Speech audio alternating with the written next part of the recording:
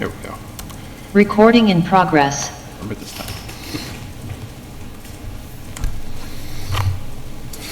All right, good evening. It is 7:02 p.m. on Thursday, July 11th, and I'm calling the Lunenburg Finance Committee meeting to order. In accordance with the requirements of the open meeting law, please be advised that this meeting is being recorded and broadcast over the Lunenburg Public Access channel and on Facebook Live on the Public Access Facebook page, and will be uploaded to the Lunenburg Access YouTube channel after the meeting. This meeting will be held in person at the location provided on this notice. Members of the public are welcome to attend this in-person meeting. Please note that while an option for remote attendance and/or participation is being provided as a courtesy to the public, the meeting will not be suspended or terminated if technological problems interrupt the virtual broadcast unless otherwise required by law. Members of the public with particular interest in any specific item on this agenda should make plans for in-person versus virtual attendance accordingly.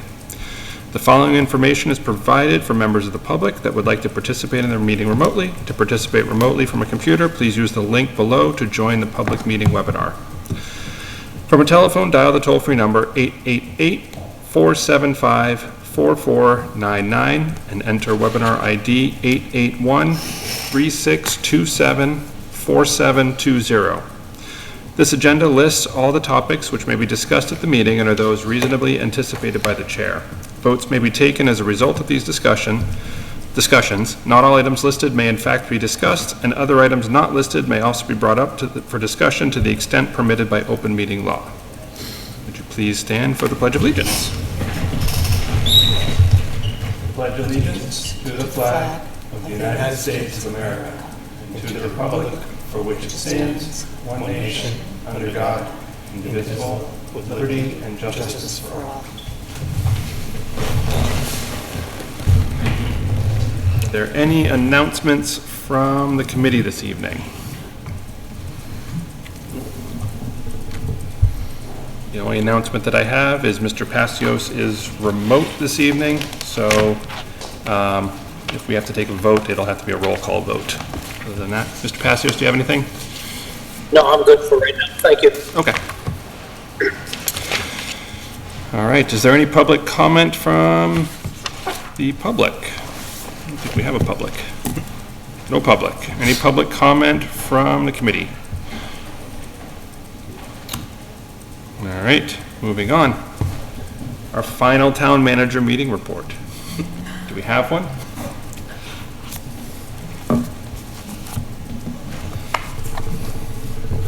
Good evening, everyone. Good evening. Good evening.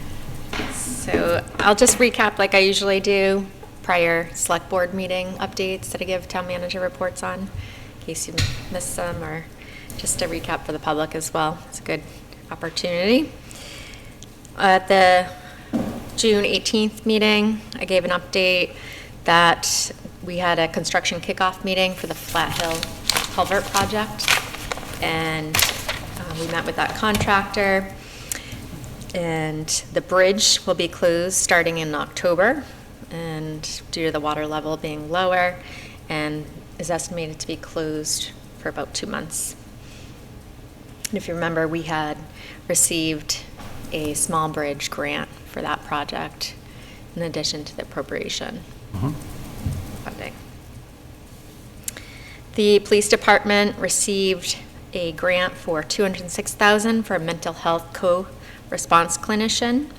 This will be shared with the town of Lancaster, and the 2-year grant will be in addition to the $40,000 that will come out of the opioid stabilization account, and this will cover the cost of the program and equipment.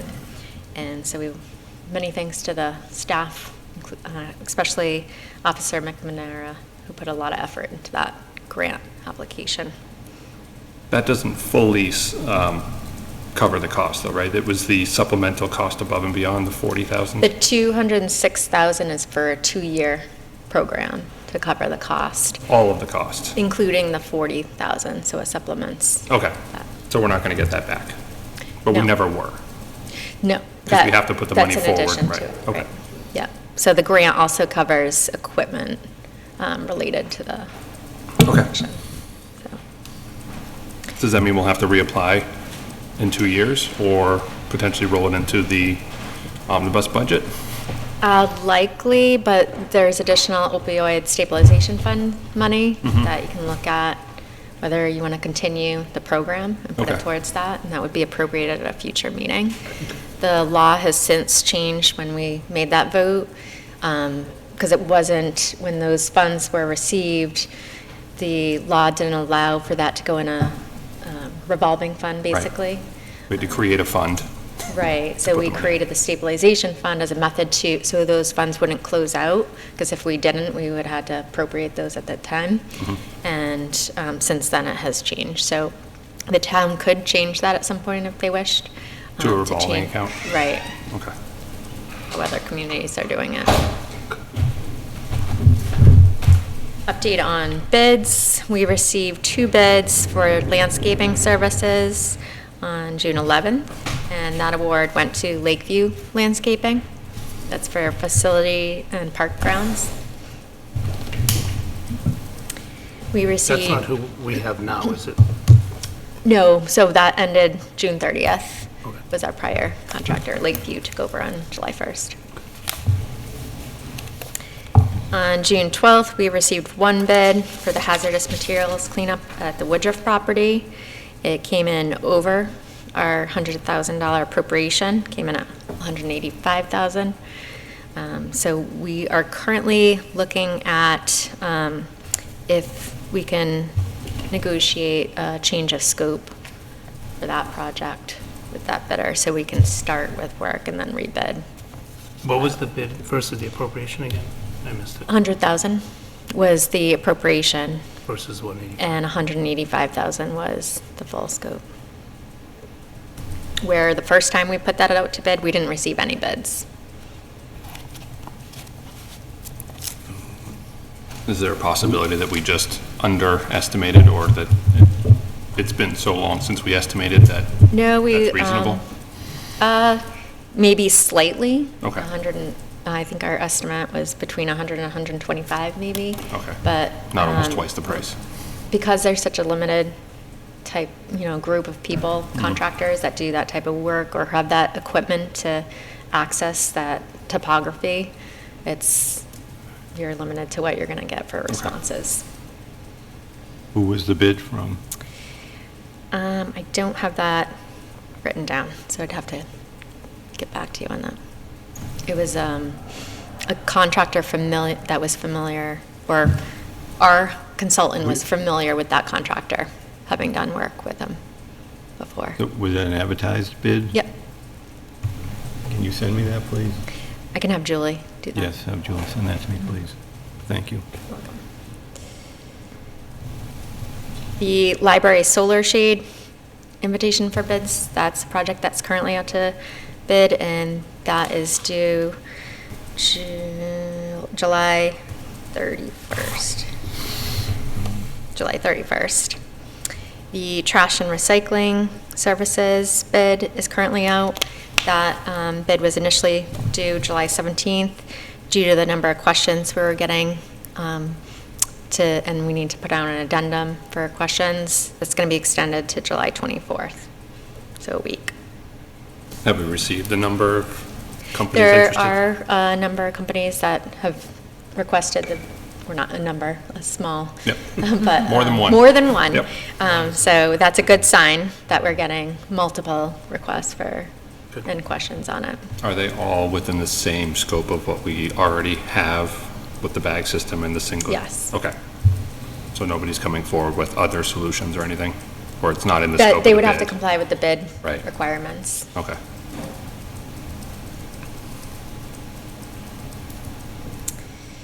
Let's see. Fourth quarter tax bills with exemptions.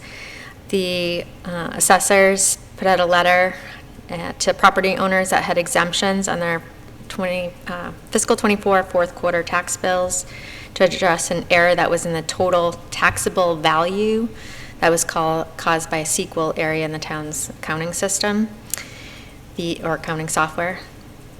And a copy of the property card, which had the correct taxable value, was included with that letter. So nothing was wrong in the payable amount or all other information was correct. It was the total taxable value. Q1 and Q2 tax bills went out. I'm sure everybody got those. And I updated a draft budget calendar for all the various boards, if you had any comments or questions or discussion on that. So, As far as the Q1 and Q2 tax bills, is it too early to say that we've received any abatement requests? that would be on your actual tax bills for abatements. Okay, Yeah, so that wouldn't be till next Okay. year for the actuals. got it. They can't actually apply for one now? Okay. Yeah.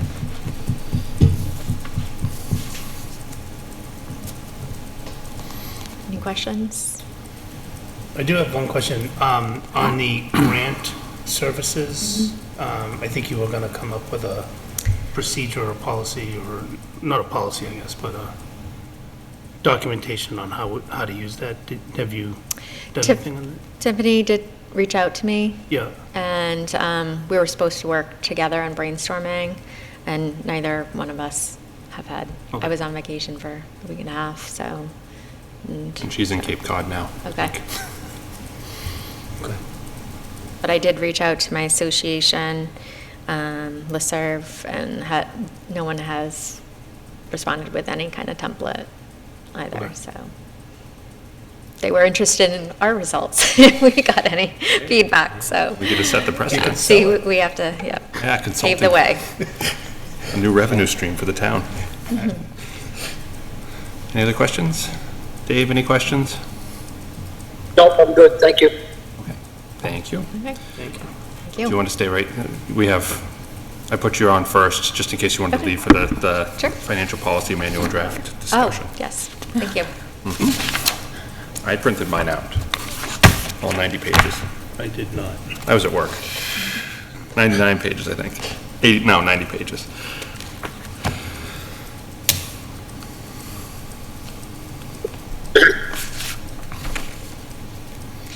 So, as I said in my email, this is a project we worked with Division of Local Services on. I applied for and received a Community Compact grant. And so they came and met with staff, talked about our current practices. They were provided our charter, the bylaws, and they also take into account all best practices that they recommend to all the communities that they do projects like this on. So the format, I really like how they formatted things for responsible parties, as well as references back to the documents that are driving where this information is coming from.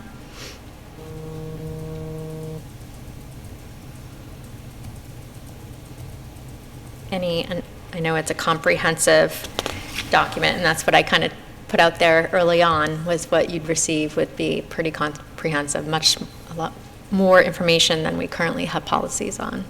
Yep. Just for our own sort of edification, is there anything specific you're looking for from us with this document, other than reading it and? Feedback, Okay. input to the board. I think a lot of these are going to be, both the finance committee coming together with the select board on agreeance on the language and adoption. There's some policies like the overlay policy. Obviously, the assessors have a large role in that, so that's going to have to be consensus on that policy. But general feedback. Is this officially in the hands of the select board now as their document? Yes. Okay. Sorry, Chris, go ahead. It was presented to them on the 18th, and sent it out to the finance committee. I still need to get it out to a couple other groups like the assessors. I sent it off to the task force earlier. Yes, yeah. So all of our current policies were folded into this, or this was? They had a copy of our current policies, yes. So if they thought they were, If they thought they Good. needed, yeah, to be changed, or modified in any ways, that would be their recommendation. Okay.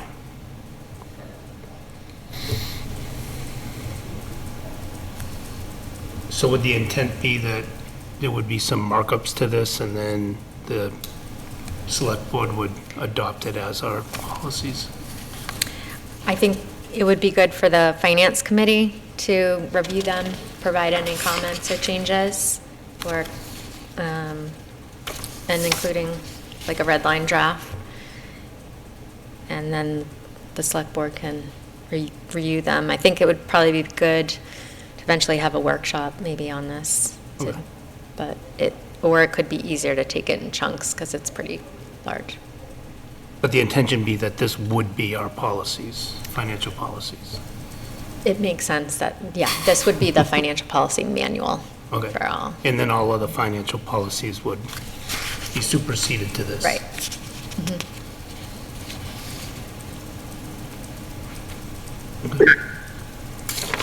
And these are the practices that we're doing now? I mean, for the most part, I don't. It's a combination. So, like I said, it was our current practices, and DLS, their best practice models as well. So some of them would have to be implemented at some point. If it was drafted as the select board approved it, then there'd be a process where they implement whatever needs to be implemented. And obviously, it would take into account the relevant staff as well and their input. But the finance director, treasurer collector, were involved in that process, including the retired finance director.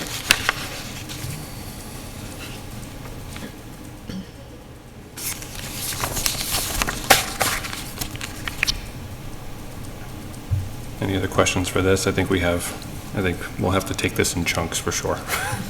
Yeah, one question I would have is like, we've talked in the past about like, the pavement management plan has an unofficial policy of increasing by, is that covered in here? No. Okay, should things like that, in your opinion, As a financial policy, well, I guess, how should we document those things where like, it's unique to Lunenburg. well, you're seeming like, It's Yeah. not written down anywhere. It's- It's sort of like yeah, a handshake agreement that Yeah, yeah, yeah, it gets yeah. put into the budget each year. I mean, it makes sense to put it in writing, a policy, because then, like anything, just because it's been a past practice, is that what the town agrees on still as the best model? okay. Yeah.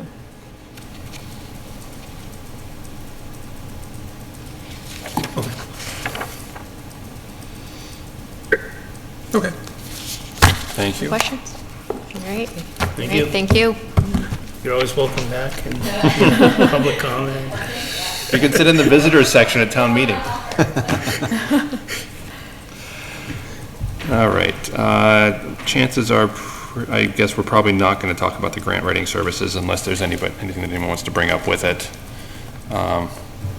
Was that the next agenda? It's the next agenda item, yeah, I threw it on here just, I mean, we can try to discuss it, but without Ms. Tavares. So, I mean, I would, not a committee report yet, but we talked at the capital planning committee last night about a whole bunch of stuff, but one of the things that I brought up is should we and how would we engage kind of grant writing services throughout that process to inform our decisions on priorities and rankings and whether we're taking the best approach given potential grants and that sort of thing. So I guess that's why maybe I had that question earlier about that policy, is 10% of that money earmarked towards capital planning committee so that we can put that in, and then how would we structure that through our 5-year process and then our 1-year, ranking process? I'm not sure I agree with that. That money was intended to hire outside specialists in a particular area for bringing grant money in, specifically applying for grants, not looking at a wide range of different projects to tell us whether or not it makes any sense to expect we'll get grants. That should be a town manager responsibility in some sense. All right, that's an opinion, but not one shared by me.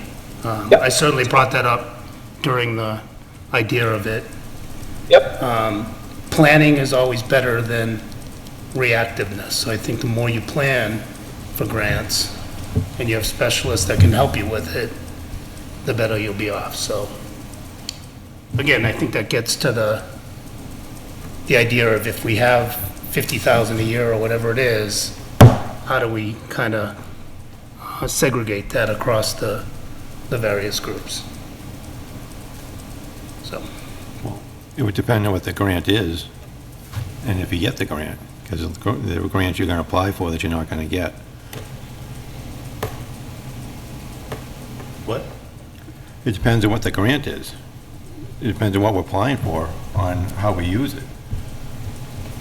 Yeah, but that's my point, is how do we intend to use those grant services as a town? Use the grant services?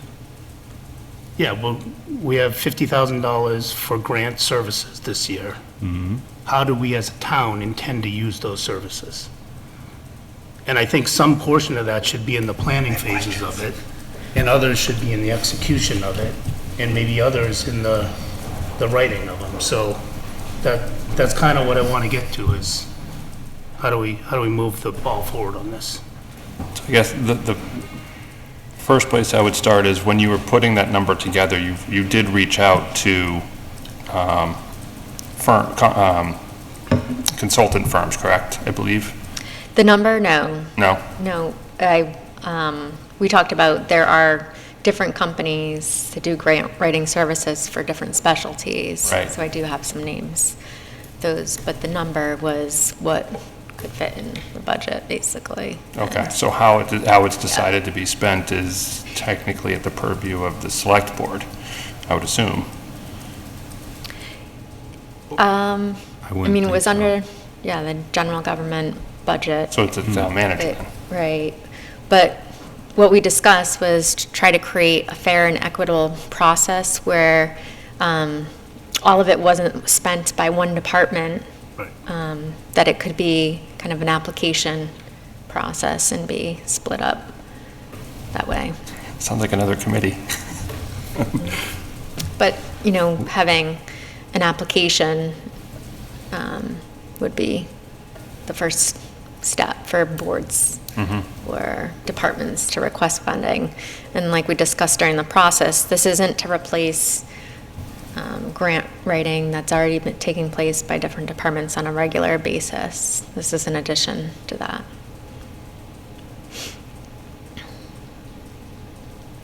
So I guess then, first and foremost, I mean, even before we have a policy established, we should at least have an application process set up so we can see what we're even working with.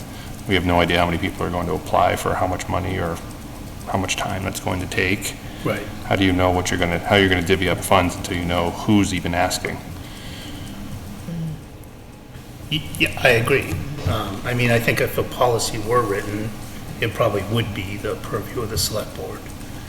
To But adopt it, then the right? processes and procedures by which to do the operations of town management and delegation of authority from town manager would be the town manager and maybe school committee, role. Yeah, who gets to decide from the applications which gets the usage? Yeah, and I mean, I fear that, with your departure and the search and everything else, we probably need some plan for the year as to how we're gonna use those. And like I said, I think some of it should be towards helping us do capital planning so that we know what things are eligible for grants and how do we factor that into our planning and how do we phase that throughout the year so that we can, receive grant monies back, so I would I think know- that part of it would also be on your budgeting committee, some guidance through that process as well, not just in writing grants. Just my opinion, I guess, but that's what I had in mind as part of the overall I mean- structure of that. The first step could be a survey of all town departments and boards and committees, just if they need grant writing services, just to see what the scope is as far as how many. I know the Cemetery Commission has talked about, and that relates to one of their capital projects for historical refurbishment of the markers and old gravesite. plots, yeah, gravestones. Right, so if So those that are was- grant eligible, that could affect our decision-making on when and how to time that Right. project. Right. But then they go back around in the circle. The departments won't necessarily, the department heads don't necessarily know what grants are available because they haven't reached out to this, the grant writing service yet. Well, and that's the thing, is I think one of the big powerful things of the grant services, not just grant writing service, is that they probably do have a wider understanding. Right. There's probably some specialists in that area that have a very wide understanding of what federal and state grants are available for these, or private, or whatever, Right. for these kinds of projects, and can help inform us on our approaches to things. So who is the current, I guess, grant writing service champion in town for setting all of this up? We have $50,000, The departments apply for different grants. but somebody has to be in charge of, or somebody or some entity or some group has to be in charge of who gets access, where they're even going, what company they're using. Because it's not just money they get to spend, it has to be You mean to hire the contracting services? correct. Don't we put out a scope of work like we hire any other contract? We could do, it could be done as a bid, or like a blanket bid for basically on-call grant services. Kind of like a So- retainer. Would it be Right. time and materials? Meaning, so you could have, this is, the town is seeking proposals for these types of grant services, Y type of grant services, Z, and we'd have an on-call list of companies that we could contact for whatever the needs were, But that they would bid on that, but. But the point being, if there's 20 requests, that would have been $100,000 worth of it, but we only have $50,000 worth, what's the process by which to say, here's the 10 of you that get the services this year? How we proactively managing that, the allocation of that bucket of money towards what should probably be more than $50,000 worth of annual. That was the Request. intent of creating an application, basically. And again, I only brought it up under the capital planning because grants is something that's on each and every project. And I think people are kind of guessing at it, that I don't know that they necessarily know if there are grants available for things. And I think that that would sway votes in priorities and timing and stuff like that. Yeah, because the grants usually have a deadline. Right. Okay. Yeah, so, You Yep. can't expect to plan for something that's gonna happen 2 years down the road if the grant is for a certain calendar year. okay, so if that grant is for this calendar year, I may say, hey, let's elevate the priority of this project because there's grant funding available for it this year. I would see that as part of the application process. You would be identifying, if you knew of types of grants you were going to apply for, what the deadlines were for any prerequisites, if there's matching funds needed, do you have an appropriation for that? All those things that would need to be part of that. Mr. Passios? Yep, thank you. I know general government has a line item, and a few other departments have a line item for contracted service. What Chris is talking about, in my eyes, should be funded through contracted services. The $50,000 for grant writing services, and we hammered on that through the whole process, was specifically to hire a specialist in that field for that grant to write the grant and bring it into the town. So watering down the $50,000 to use it for a different type of service, I disagree. The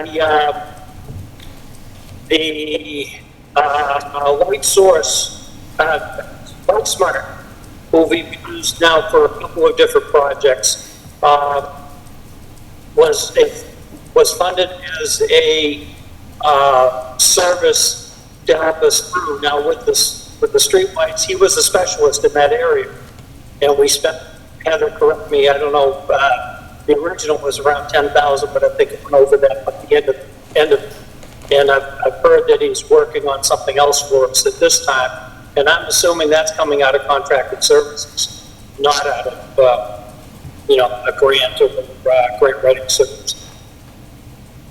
I missed part of that. So what was the reference, Dave? Yeah, the dollar amount that ended up for Smart to bring us to fruition on the streetlight project, now that he was a specialist, and we hired him with grant money to do that, I believe. Yes. The dollar amount, I think it was between 10 and 12. Yeah, okay, I knew it was in the ballpark of 10, but I didn't know if it went over that with the small problems we had at the end. But again, $50,000 is not going to go a long ways when it comes to physically writing and procuring a grant. And yeah, okay, I understand in the first year, if we don't get our act together, we may not spend that entire $50,000 for certain grant writing services, but that doesn't mean we water down that money by using it in other ways. That's not what I intended. And I hope that the parameters that are set for that money reflect that. Yeah, I hope the exact opposite, because an ounce of planning is worth a pound of prevention. I mean, you don't start a project and then hope you get a grant. You plan for the grant and then start the project. What we need to start doing in this town is more planning for things versus just reacting to things. And I think that that's what we're trying to do under the capital planning, is just to look out 5 years and to factor in things, different sources of money, factor in grants or that may be available at certain times for things. And I think this is where the specialists can help us right from the beginning to first step, identify the grant, then help with the application of the grant. So, I mean, that just seems logical to me. That's how you plan for projects. That's project management. So, we can disagree, I guess, but that's how I understood the discussion all along. Yeah, because my problem with that is that, excuse me, if you're looking in general for somebody to give you guidance on a wide variety of types of grants, which would be required for, funding projects, just on the capital even. There's such a wide variety there that you need a specialist once the grant is actually identified. You need a specialist to run the actual grant and bring it to fruition. That's why I'm saying contracted services could supply the information you're talking about and help, we could say, the capital planning committee identify projects that have a good chance of getting the grants, and then when it's decided to go for those grants, then you use the grant writing services money and actually hire a specialist in that field, and they take it from there. That's my scenario. You may not agree with me, but that's fine. Yeah, we can talk.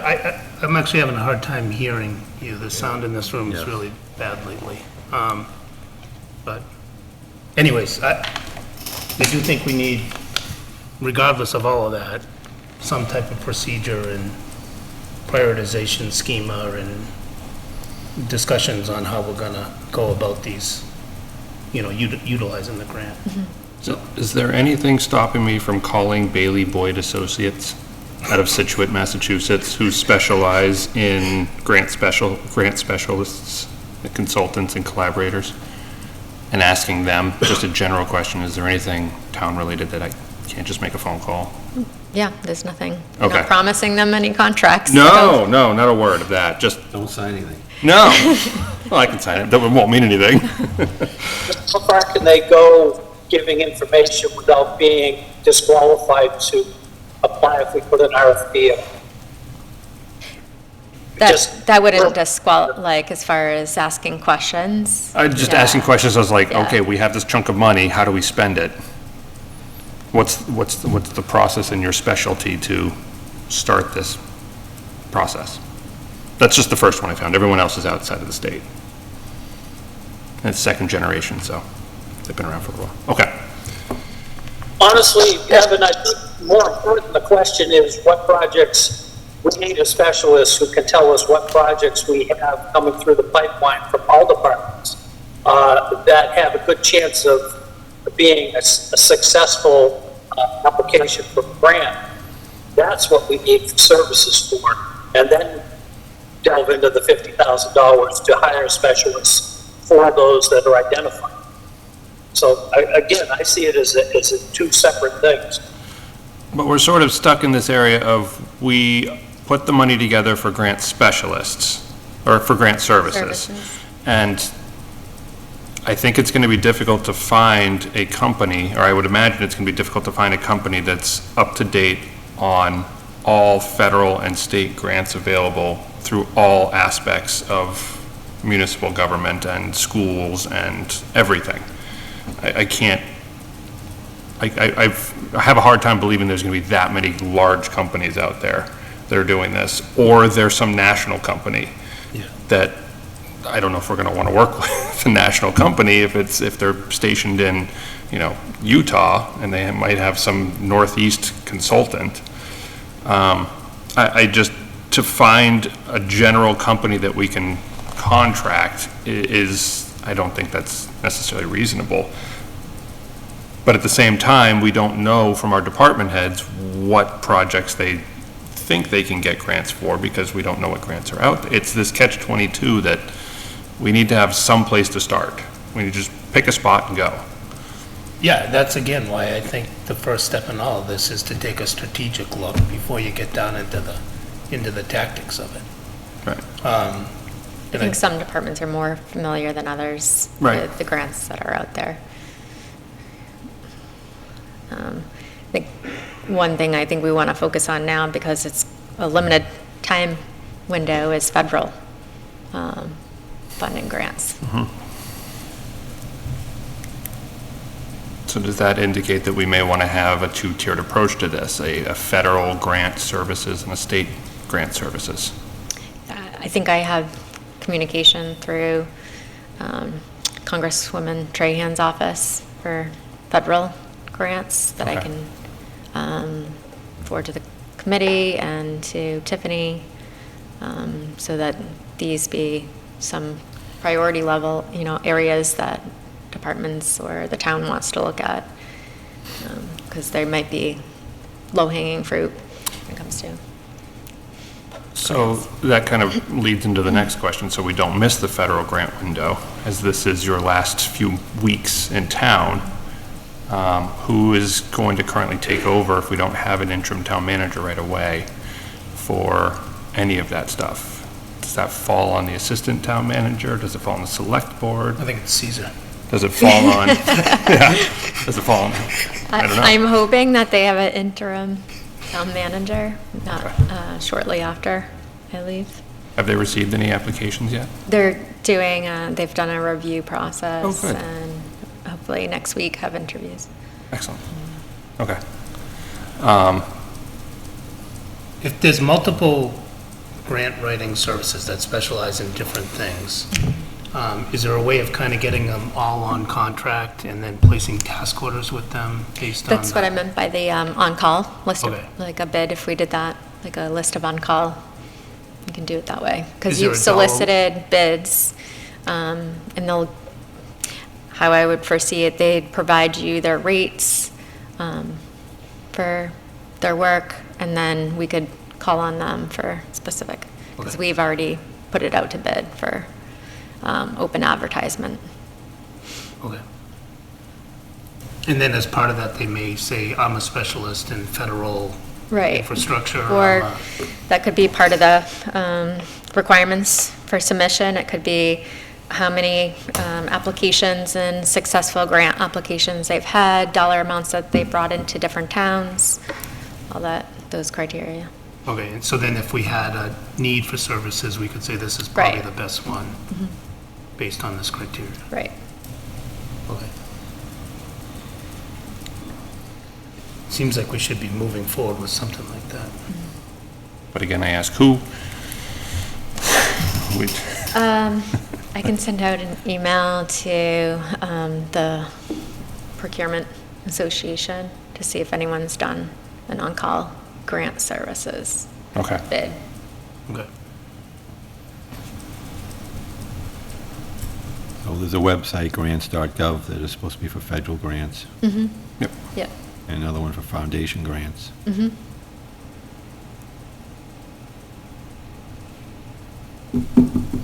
Yeah, you hired.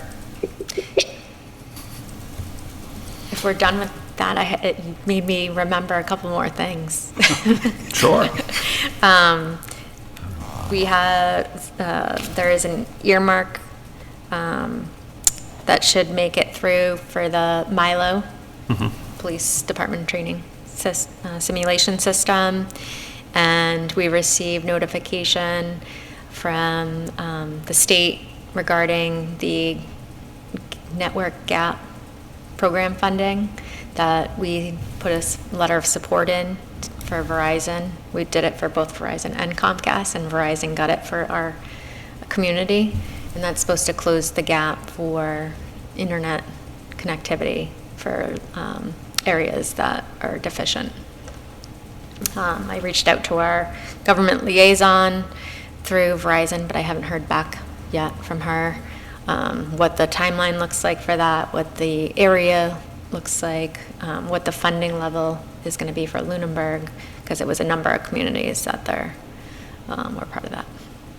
So, Whether, does that expand fiber optics or does it enhance tower transmission? You know, I'm broken up. Yes. Are you asking if Expand that fiber expands optics. our network? if they're going to expand fiber optics through the town, which brings a much better connectivity. No, this isn't like the last mile program Okay. funding. This is internet, just general connectivity. Non-fiber optics. I think that's it then. Okay. Thank you again. Can you ask Verizon to fix cell service in town? Because it's going to be really bad. I can try. AT&T's no better. All right. Old business, town manager search committee update. Do we have a town manager? A couple weeks. Yeah, we've had a couple meetings. We had one yesterday. A lot of discussion on, things like, should we hire a consultant to help us through this process, which the MMA strongly recommends. How to advertise for it. We came up with a couple potential ads, one based on one that was first written in like 2007. And then there was another one that I had pulled together that, I don't know, I liked better, but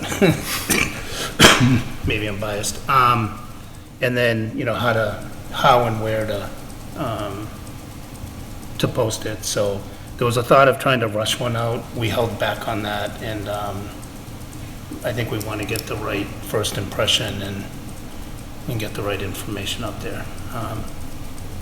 And then kind of a request for salary range to the select board, because it's probably going to be a pretty important part of the process. I had 2 meetings yesterday, so.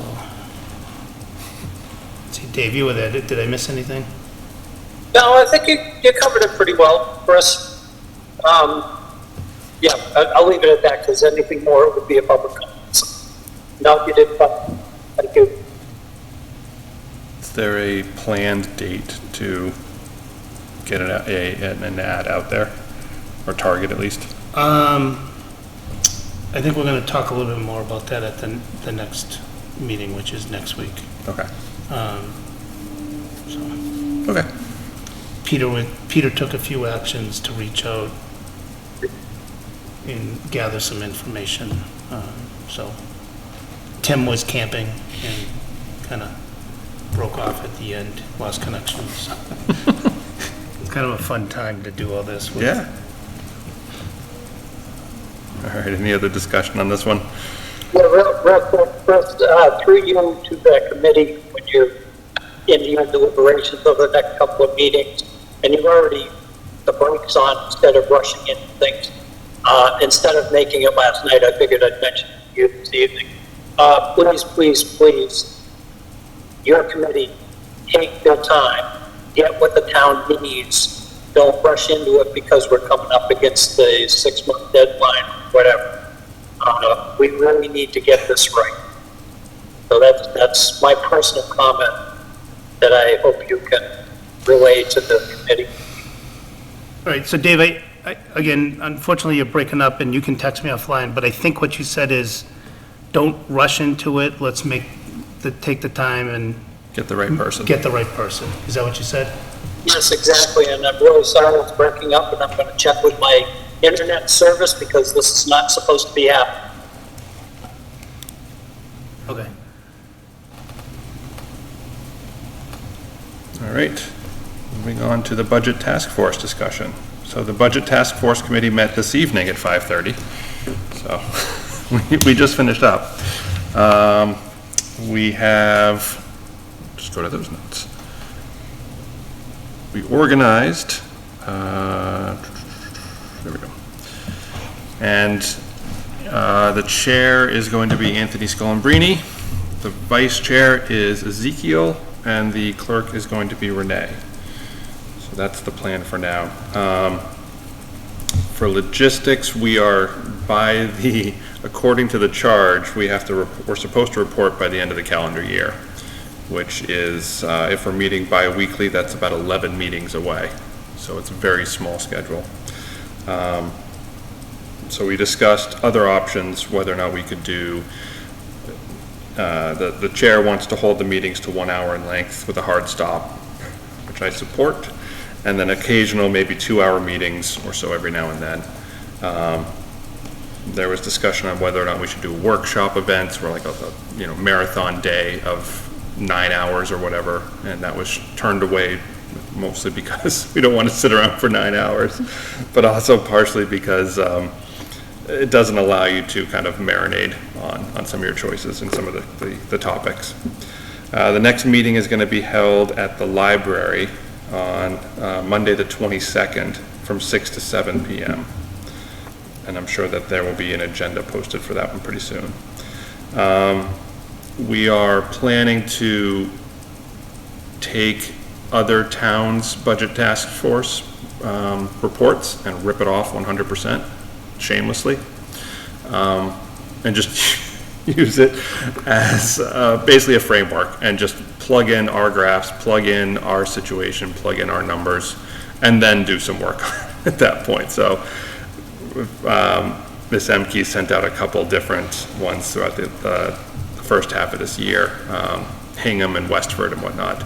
They're 150, 130 pages long, and the first 30 pages are all devoted to first 30 to 50 pages are all the demographics, or just income bases and school funding and all of these different charts that TLS and DESI can put together. So we're going to be kind of recreating that and then taking little chunks at a time to step through the rest of the process to get to some type of a document at the end that we can present for, ideally, to be considered during the FY26 budget season. So the plan is to do more homework and less meeting, and just kind of have presentations being done at the meetings. So first, we're going to look for our benchmark towns around us whether they just be across the state or local to us specifically for both DLS and DESI, and just see what we can have and start putting together similar graphs and kind of start finding out where we fall in line with people that way. The school is going to look into their numbers for employees versus aging out towards retirement. The town, I guess, is going to do a similar study as well, just to look into how we are spending our employee dollars and whether or not there's room to save in that one. And then the other big one is revenue generation, suggestions and whatnot. So that's the plan for this. I'm happy to bring any thoughts or conversations back to the committee. Yeah, one thing when you talk employee costs, I think it's really important to understand total cost of an employee, to include retirement and benefits and. The town manager brought that up as well. Oh, okay. Yeah, she brought up the pension portion of it, and that it's a difficult calculation to make, where you can't just say, this person is worth this amount of money, because you've got the health insurance, you've got the OPEB, you've got pensions, you've got Okay. all that stuff hanging over as well. Yeah, there must be some standard. Not that we talked about.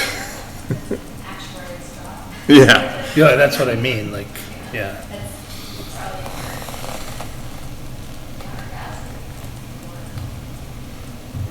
Okay. The other, do we need to have a backup for you? I thought they wanted if you were unavailable. Oh, yes, we need to do that as well. So the select board, thank you for reminding me. The select board did vote to allow secondaries for anyone that can't make a meeting. So the plan, like I said, is to meet bi-weekly, ideally, and probably on Mondays, because that's the only day that no one else is meeting for us. And the meetings, like I said, are planned to be a hard stop at 1 hour, possibly 2 hours, And perhaps on the earlier side.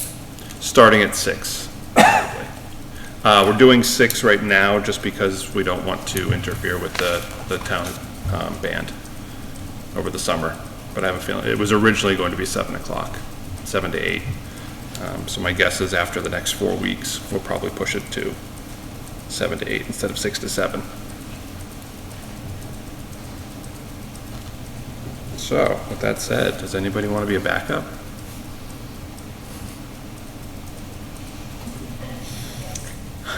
Yeah, I'll do, oh, you want to do No, it? it's up to you. You want to do it? Go I'll ahead. do it. Okay. Do you have availability to attend the meet? So the school committee's backup was Laura Brzezowski, and she was actually at the meeting today to kind of keep up to date. So it Or would watch it. require either watching it or being at the meetings to kind of stay up to date with Yeah, it as I well. can do either one. Okay. Yeah. Oh, you should vote then? Yep. So Everyone want to make a motion? I'll make a motion to nominate Jean as the backup to Evan on the budget committee. Second. Any discussion? All right, roll call vote. Mr. Pastios? Aye. Ms. Russell? Aye. Mr. Gray? Aye? Mr. Simeoni? Aye. Mr. Menard? Aye. And an aye from myself. We are 1, 2, 3, 4, 5, 6 to 0. Thank you very much, Ms. Russell. So I will, I'll tell Mr. Scullambrini just to add you to all the emails so you can get some more emails as well. Okay, thank you. You guys established a Google Drive? Yes, we're using Google. The school, so the problem is that the schools don't have Office 365, so we can't use SharePoint. But the schools have Google, so we can all use Google Drive. So we are in a Google Drive, which the superintendent sent out to us already, I believe, during the meeting. So I Someday standardize, I'm sorry? Larry. I said someday we will standardize across the town. I think that would be a wise choice. It's a good thing that it's blocked for me, so I can't get on my work That computer. might be the first recommendation for the, Yeah, there was a 5-minute discussion on SharePoint or Google Drive or, I think the reason for that is that the schools get a massive discount on Google. So The Gmail, yeah. So there's no municipal discount? Is there a Microsoft discount?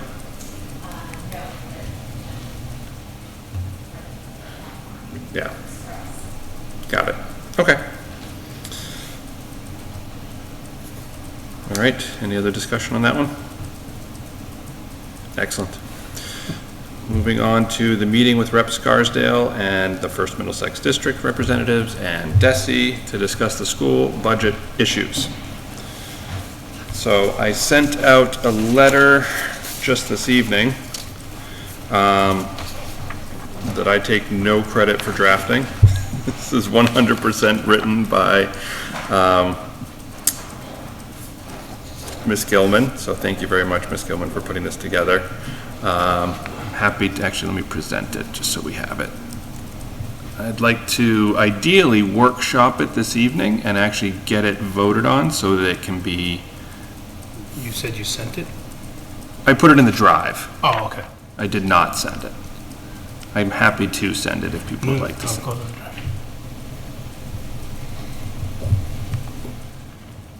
That's,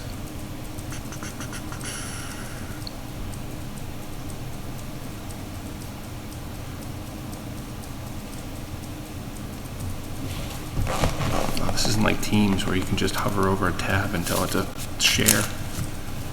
You actually have to do work.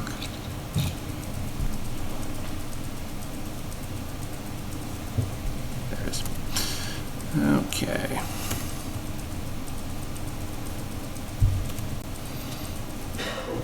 Okay. So the first question I have is for the town manager, actually. Do we have a seal that's like a high resolution seal that exists anywhere in the town digitally? Yes. Okay, because the one that we have on our agendas looks like it's a copy of a copy of a scan of a copy of a fax. It's just, it's pretty bad. And I would be somewhat embarrassed to send this to the State House. Is that something we could? You think they're already better? I will not distribute it, I promise. I will not. Okay. So the document just reads the Honorable Margaret Scarsdale. I have to get her room number, so that's why that's highlighted still. And goes on to read, Dear Representative Scarsdale. So this is, the plan for this is to be sent out as soon as the school committee kind of okays it and the select board okays it. And the select board is planning to meet on Monday, I think, of next week. Or Tuesday, Monday or Tuesday. They're doing 2 meetings next week. Tuesday, I think, to vote on this as well. And just to send it in ahead of time so that the representative has a chance to get an idea as to what Lunenburg is needing to talk to and what our specific asks are. So it reads, thank you for your continued commitment to finding funding solutions for the dire financial situation schools across your district have faced this fiscal year. Towns across your district, including Lunenburg, have faced deep cuts to our school budgets. Many communities turn to overrides to preserve some existing services. Although the override in Lunenburg was successful, this funding merely put a small plug in a larger funding hole. We appreciate your invitation to the July 19th, 2024 meeting with towns across your district and officials from the Department of Elementary and Secondary Education to discuss school funding moving forward. In preparation for that meeting, we have compiled a list of priorities the town of Lunenburg would urge you to address during the upcoming FY26 budget process and the 2025-2026 legislative session. Number 1, increased Chapter 70 funding. Lunenburg has seen an increase in state education funding through the Student Opportunity Act since its inception, but the formula has not been able to assist districts in dealing with unprecedented inflation. In FY25, Lunenburg and many other towns saw a minuscule increase in school funding, only 1.1%. The Massachusetts Budget and Policy Center, link included, a statewide think tank that looks at systematic policy issues, released an issue brief in June 2024 that addresses a solution for the unprecedented inflation levels across schools and the state are facing. MBPC suggested a correction for this glitch in the formula. If implemented, Lunenburg would see an additional approximately $1 million in state funding. We urge you to work with your colleagues in the legislature to implement this inflation fix, either with supplemental funding in FY25 or for the FY26 budget process. More information about this fix can be found here at the Mass Budget website again. Number 2, bus funding and contracts. Transportation funding continues to be a huge expense for school districts like Lunenburg. Lack of funding for non-regional school districts and the lack of competition in bus contracting across the state are both factors that would be addressed with legislative action. In FY24, our district spent $1,174,747, 5.13% of our school department budget, for general and special education transportation. For the fiscal year, or for the final year of our contract with D-Bus, FY25, our district will spend $1,409,478, 5.67% of our school department budget. We expect transportation costs to rise significantly when the school department receives a single bid for a new contract starting in FY26. Move on to recommendations. Recommendation A, reimburse non-regional schools for their transportation costs. Lunenburg currently receives $0 reimbursement from the state to transport students. There's a question about this that I'm waiting to hear back from the school department as to whether or not we receive reimbursement for special education transportation. I spoke with Mr. Beardmore. He believes that they do. So I haven't seen it yet, I haven't found it specifically, so that may change. If it does, the numbers will change. Is that on the cherry sheet? Do we receive reimbursement for special education transportation on the cherry sheet? No, that is circuit breaker. It's circuit breaker, so we do receive, okay. So in my comments above, I did actually list out exactly what the numbers were for the general transportation and the special education transportation and the school department budget. So if we need to make adjustments to the percentages, I can certainly do that. I can pull out the numbers properly. I don't want to send over incorrect information. So that'll be an easy fix if we need to fix that. Let's see. Although circuit breaker may just be cost of education, and it might not be transportation. Okay. Yeah, like I said, I have a message out to the school committee, and I'll actually message Dr. Burnham as well, just to find out for sure. I'm sure they will know. But reading it as it is, at the time of this letter, the FY25 budget has not been finalized, but both the Senate and House have committed significant funding to regional school transportation funding. Equitable funding for non-regional bedroom community schools like Lunenburg would help fill a huge hole in our annual budget. B, address a lack of competition in bus contracting. The state must step up and take more action to encourage competition in the school transportation vendor market. One way to do this would be to require bus companies to expand where they bid on new contracts to increase competition. Please find the suggested regulatory change, 540 CMR 21.00, at the Registry of Motor Vehicles to require proof of competitive bidding for the inspection of school pupil transportation attached. So that is actually being put forward by Mr. Scullambrini. So that has been filed. Letter C, regulating busing companies like other private vendors essential to the operation of public schools. The State Operational Services Division, OSD, is responsible for setting the rates paid to private special education school vendors for approved out-of-district placement, colloquially known as 766 schools. The legislature could mirror this process with bus contracts. Please see attached possible legislative language to accomplish this.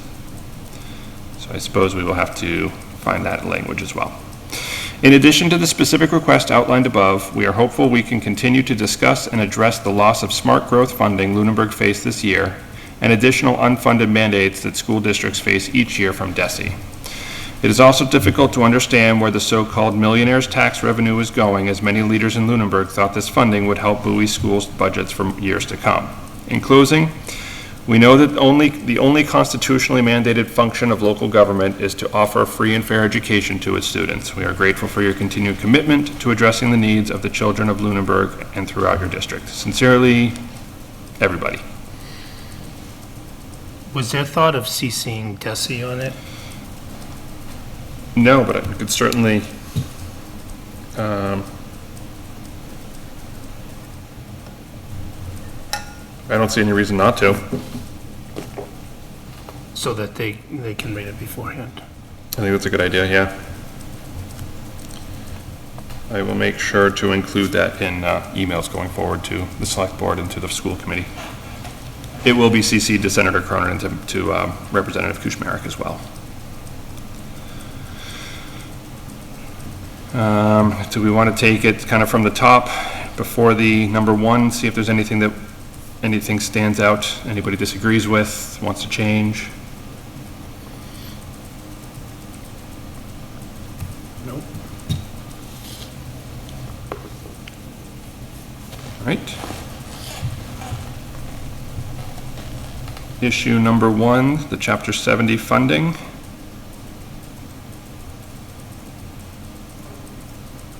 What is SOA again? Student Opportunity Act. Should that be spelled out? Yep, I'll do that right now.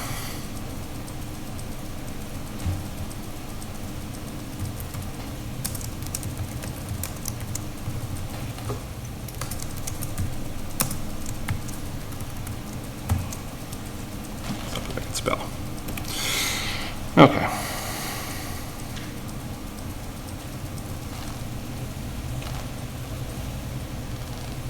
I think we should probably say Lunenburg.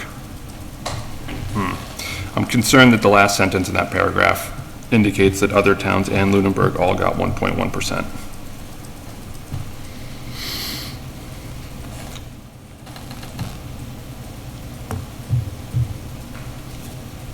think we just do comma, comma. Now it's Lunenburg. Saw a minuscule increase. And a lot of commas. I love commas. Especially the Oxford one.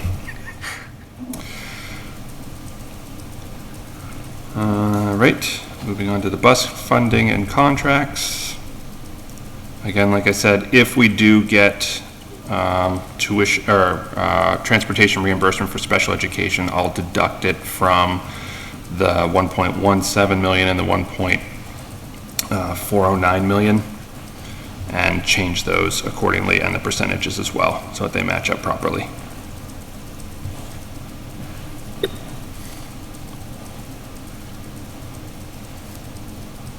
Evan, as a side note, if you get a chance to ask the question, if we are getting reimbursed, one of the big issues supposedly during the budget season was a huge increase in special needs busing costs.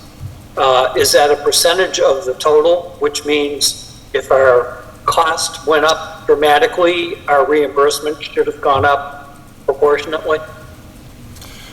I would have to check with Juliana Hanscom. I believe she's the one that knows the most about that. I believe it's more complex than that, though. I don't think it's a one-for-one. I think it's formula-driven, just like Chapter 70 is, if I'm not mistaken. But I can check. Yeah, that would be a sufficient answer for me. If it's formula-driven, then it's as bad as Chapter 7. Yeah. But I will reach out to Ms. Hanscom and ask that question for you. Thank you. I do want to change the last sentence in that paragraph to not say that we're going to receive a single bid, but to say when we likely receive, when the school department likely receives. We know it's definitely going to receive one, but maybe not. Okay, recommendations. Any changes on recommendation A?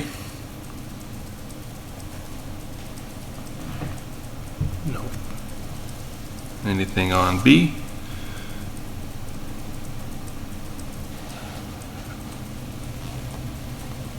All right, anything on C?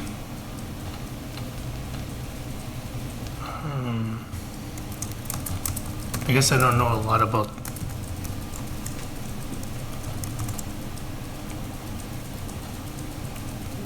this. The State Operational Services Division?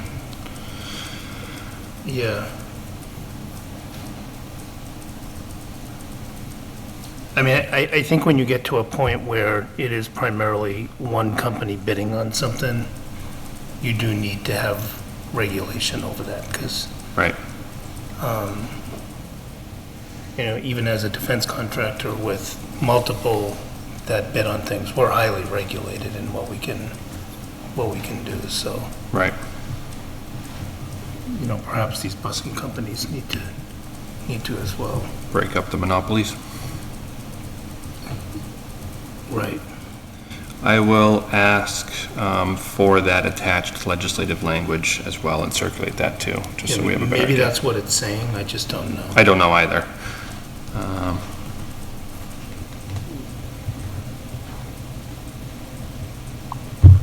Yeah, so, okay, so I can follow up with that one.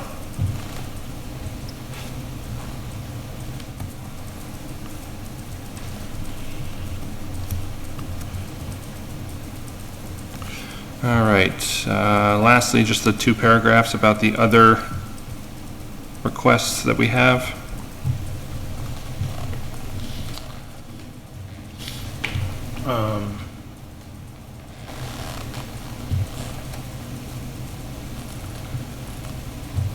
Why is that not like a D? So we so we worked off of a list of about 11 different topics that the school committee put together that included these other ones in the third to last and second to last paragraphs.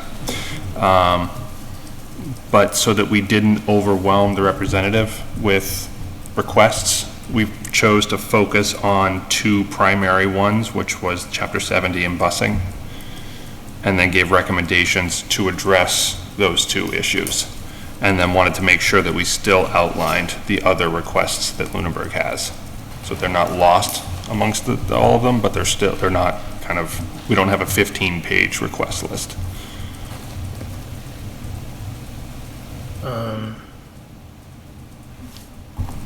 Okay. It was seen as sort of the most important of the list that we had gone through 2 weeks ago. Were the Chapter 70 and the busing ones.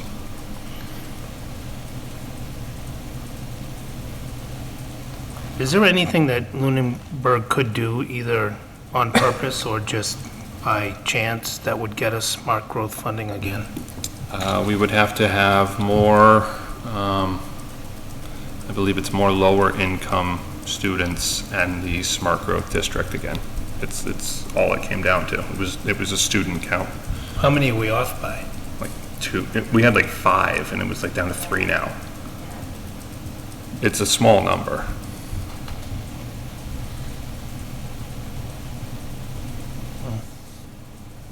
Yeah, it's just incentivize, drop rents. Evan, doesn't it take probably 2 fiscal years before it kicks back in though? No, we could reapply this year, and be eligible again. So it's possible we might. When do we have to apply by? It's the fall, there's some fall events, there's something like that. Okay. So we'll have to make sure that stayed on top of. Can we encourage them to do like foster care or something? Sounds like you.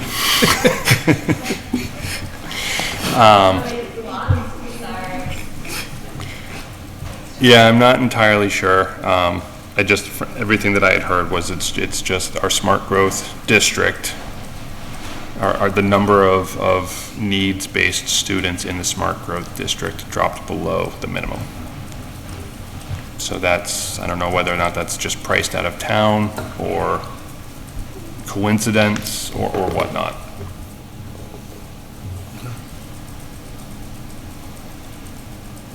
Can you add smart growth districts? So the way it was explained to me when we went through this was that there's a funding level each year, and that money gets divided up by the number of eligible communities. So whatever that pot of money is, it's divided up. So it's not, that's why it fluctuates or...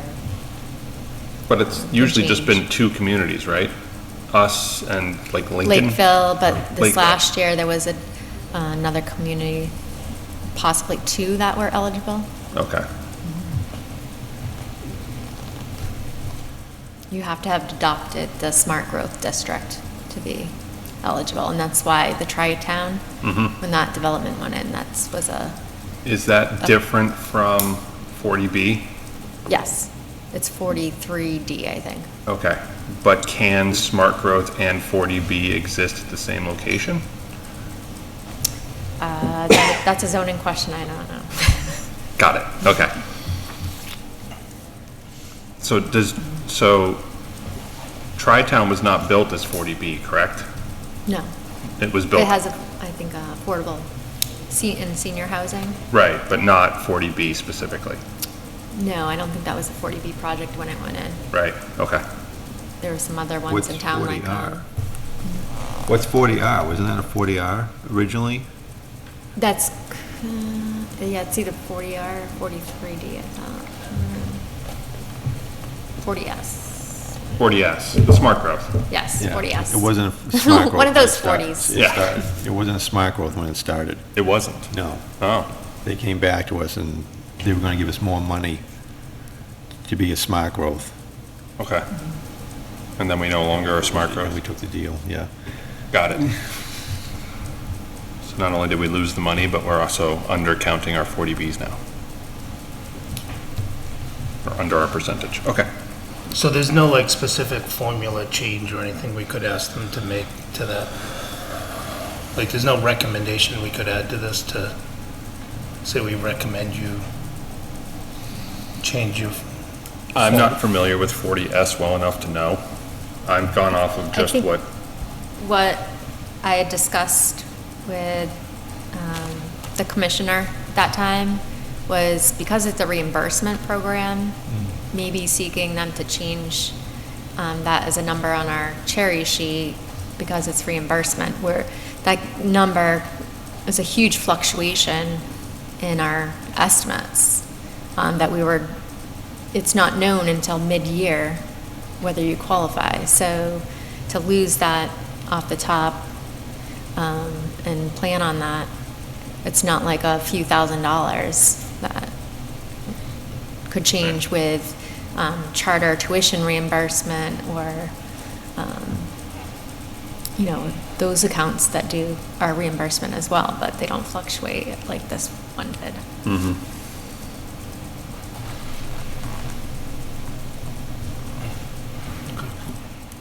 When Sean Cronin did his presentation at the Association of Finance Committees, I believe it was in April, I specifically asked him if anything was being done to change, correct, or bring that back to Lunenburg, and he pretty much said no at the time.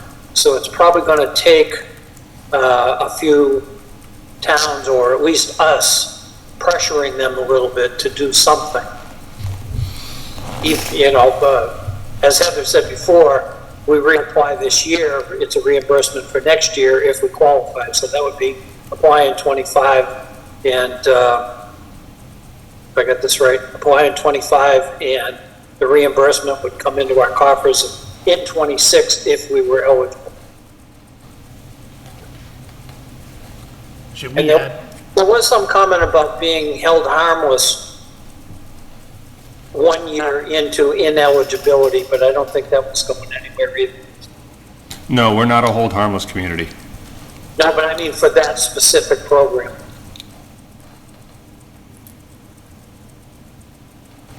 Say that one more time?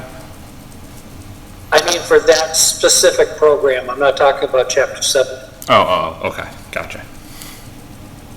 Do you think we should put parenthetically 40S in that sentence, just so that it,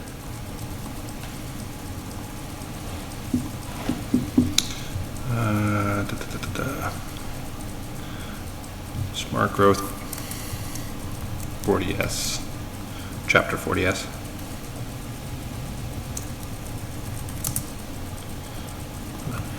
Okay.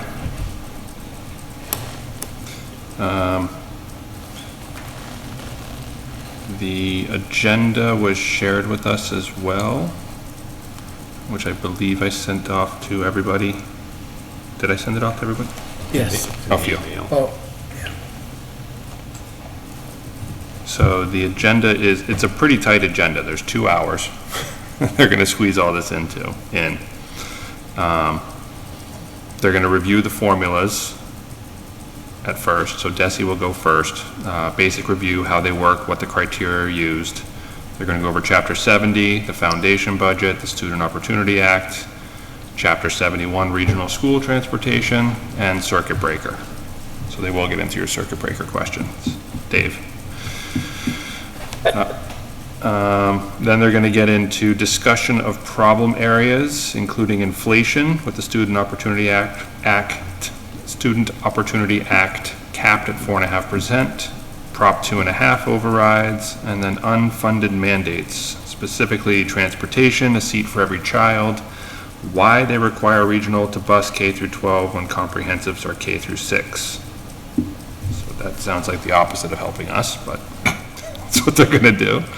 Then they're going to go through unrestricted governmental aid, UGA, the best acronym ever. Unrestricted general government aid, I think. Local contributions, out-of-district placements, uncontrolled growth of healthcare benefits, which I think is a big one for us. And then they're going to go through current proposals at the State House and next steps. It's a large agenda for 30-odd people from 6 different towns, plus a representative, plus a state agency. So I think sending the letter is going to be kind of crucial to at least give her something to look back on, since I don't know how much you're going to get to talk. Can I ask a silly question? Always. What's the dress code for something like this? It's a good question. It's in Groton, so I would say business casual. It's not Lunenburg. Overalls, is it? Exactly. I would do business casual. Okay. I don't think you need a suit. No tux. No tux, only with tails. Tails and top hat. and a monocle. Monocle, exactly. I don't want to look too rich. So for our town, we'll have Dr. Burnham there. We will have Mr. Leighton from the school committee. We will have, not myself, we will have,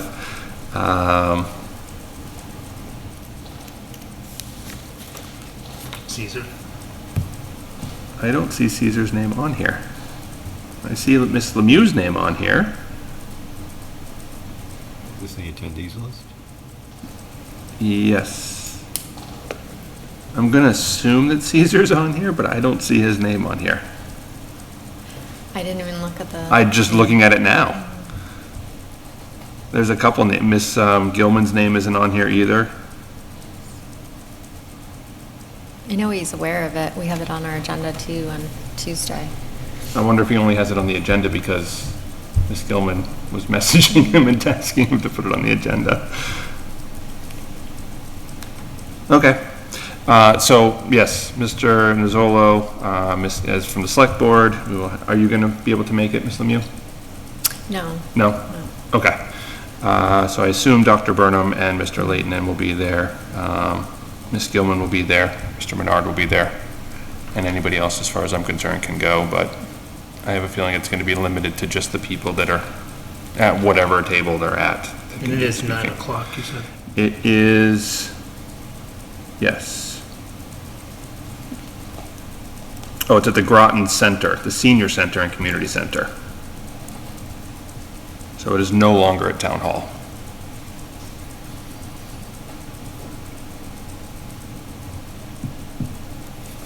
Okay. Okay, with that, with those changes and with the, obviously I'll make the adjustments to the recommendation A and number 2 if we do end up having reimbursement for special education transportation, and sending around the attached legislative language request as well. Are there any other suggestions, concerns, comments, curiosities, qualms? Running out of adjectives. I'm gonna stop these double meetings. Seriously. No. All right, I'd be happy to take a vote on whether or not we want to approve sending this. I would make a motion that we recommend, or that we approve sending this. Second. Any discussion? All right, roll call vote. Mr. Passios, you're on mute. Aye. Ms. Russell? Aye. Mr. Gray? Aye. Mr. Simeoni? Mr. Menard? Aye. And an aye from myself. We are unanimous again. All right, so I will send this copy off to, I believe Ms. Gilman is kind of handling the logistics between the three committees, or two committees and board. So I'll send it off to her as this form with the comments that I have on here. And she can pass it on. Thank you very much. All right, that brings us to continued conversations of consolidation of services and departments. So, Mr. Menard, you were not here, I don't think, last time. What we had decided to do was kind of have a conversation and continue the talk throughout the summer. So this is just a placeholder. We don't actually have to discuss it this evening. I'm happy not discussing it this evening, but if there was anything else that people wanted to add on to it while we could kind of continue the discussion. And ideally, I was going to get to a point where we had kind of a living document that was going to be continually added to until we get to some place.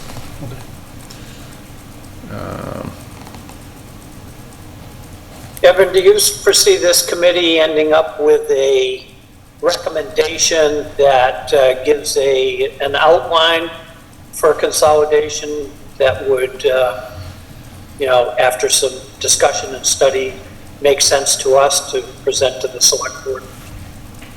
I could see it going a couple ways. I could see it being a presentation to the select board. I could see it finding its way into the budget task force report. I could see it finding its way into, probably certainly into next year's finance committee report, depending upon what happens at town meeting. I don't have a specific plan for where this goes. I just wanted to at least have us go through the action of studying what could happen and if there are savings that could take place or efficiencies that could be improved. And if we do, as far as I'm concerned, we climb to the bell tower and start yelling. One recommendation that might come related to this, maybe just in general, is, we go through these at work a lot, these organizational effectiveness efforts, especially with a new town manager coming in, maybe with a different style. They may, we may want to think about an organizational effectiveness study on it. Sounds like you'd like to lead that. I would like to have someone that knows how to conduct one do it, but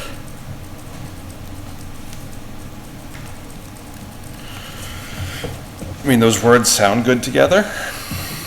I'm sure it's a great thing to do, but I have no experience with it whatsoever. yeah, no. I mean, you bring someone in to do this.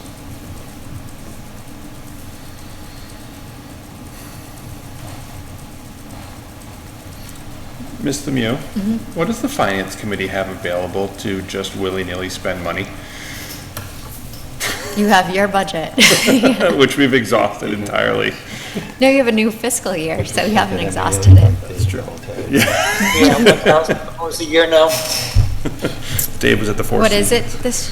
it did you ask?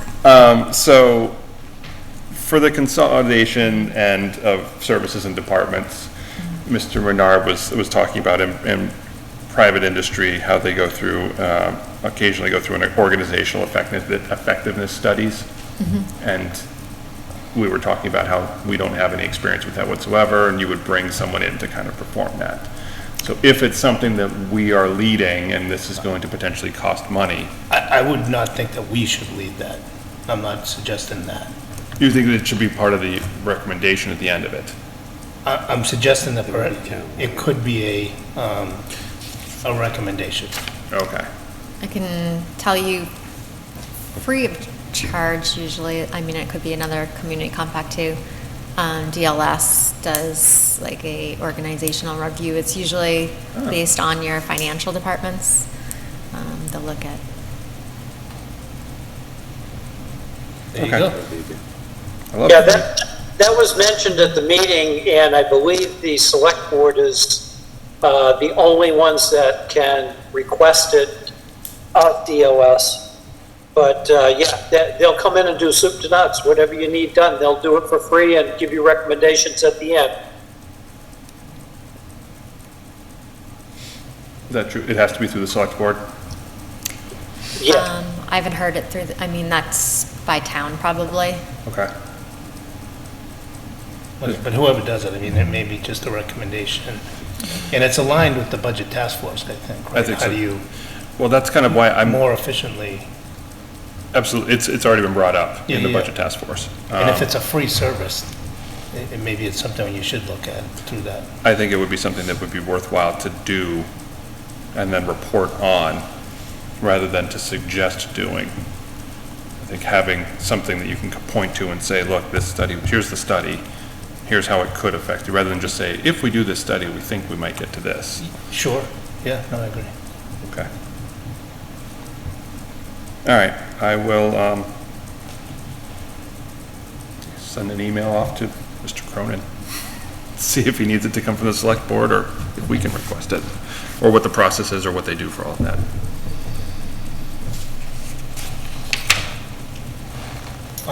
Yeah, Just to I get mean, the process started. yeah, okay.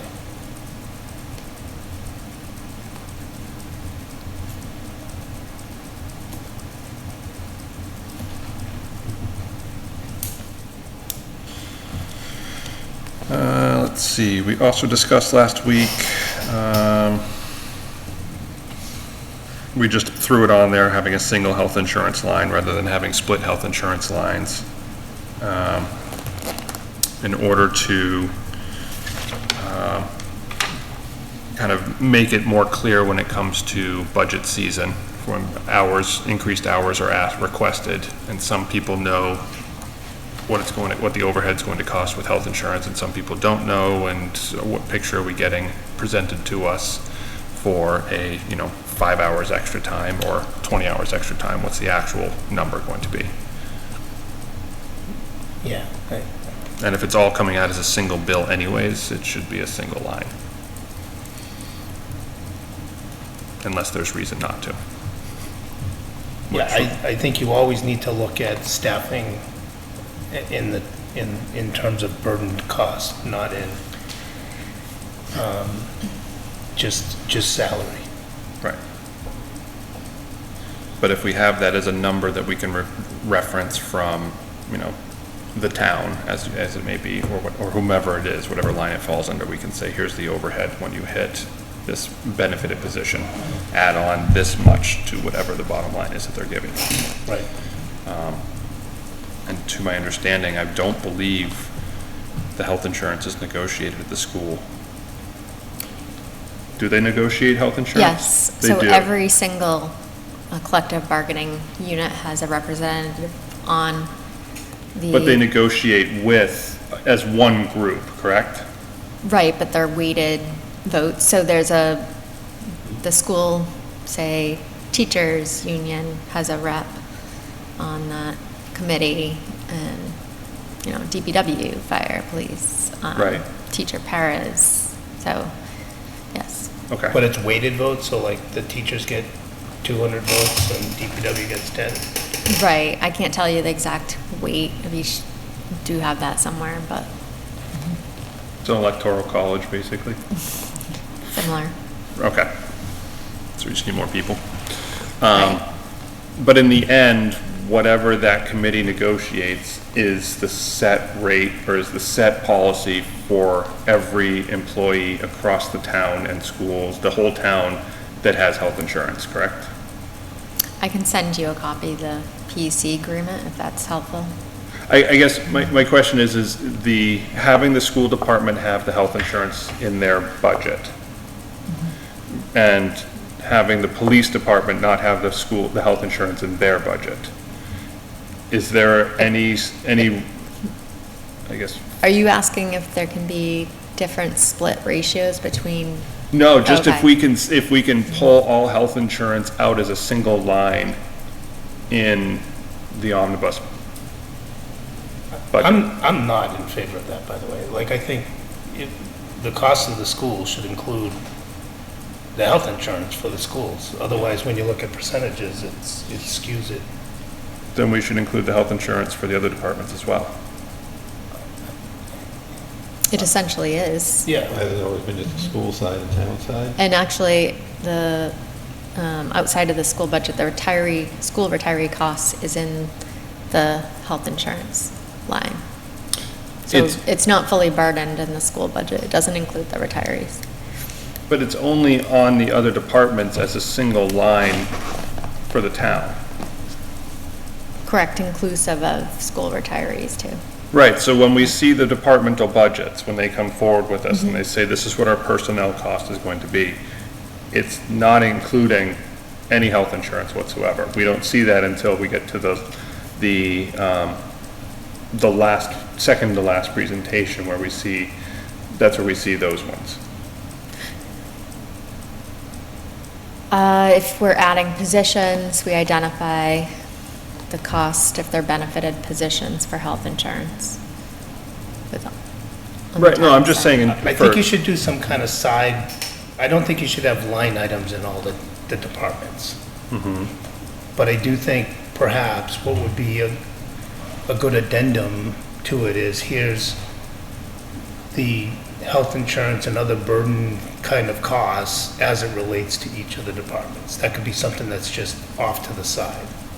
But that would still have to pull it out of the schools directly then, out of No, the, schools is on the schools. but the schools are the town.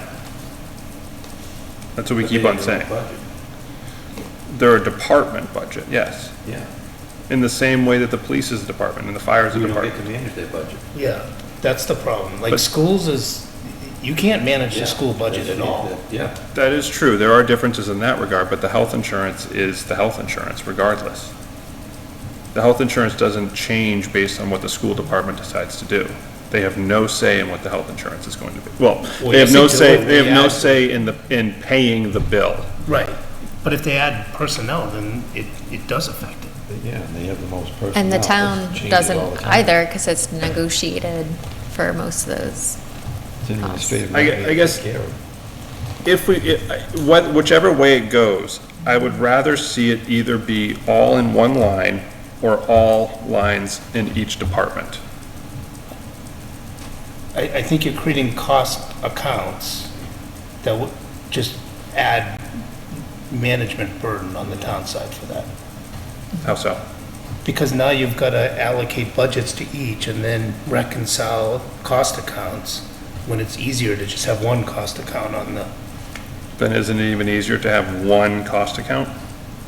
but the schools is their own thing. Like, by law, the school is like, they are treated separately. We can't go in and say, I don't want you to have a second principal.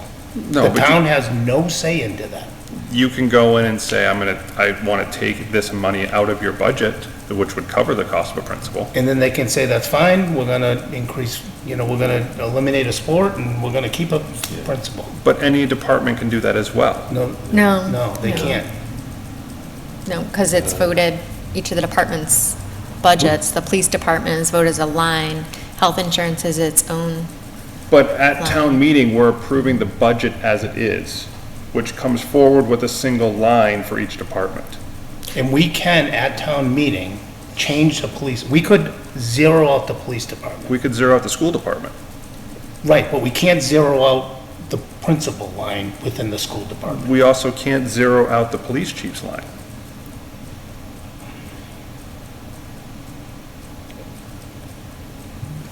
But it's not an apples to apples is the problem. It's not exactly, no, I Because agree. the school department is not the same as the fire department. Correct. Because right? Because it's There- more yes. associated with like town manager, I agree.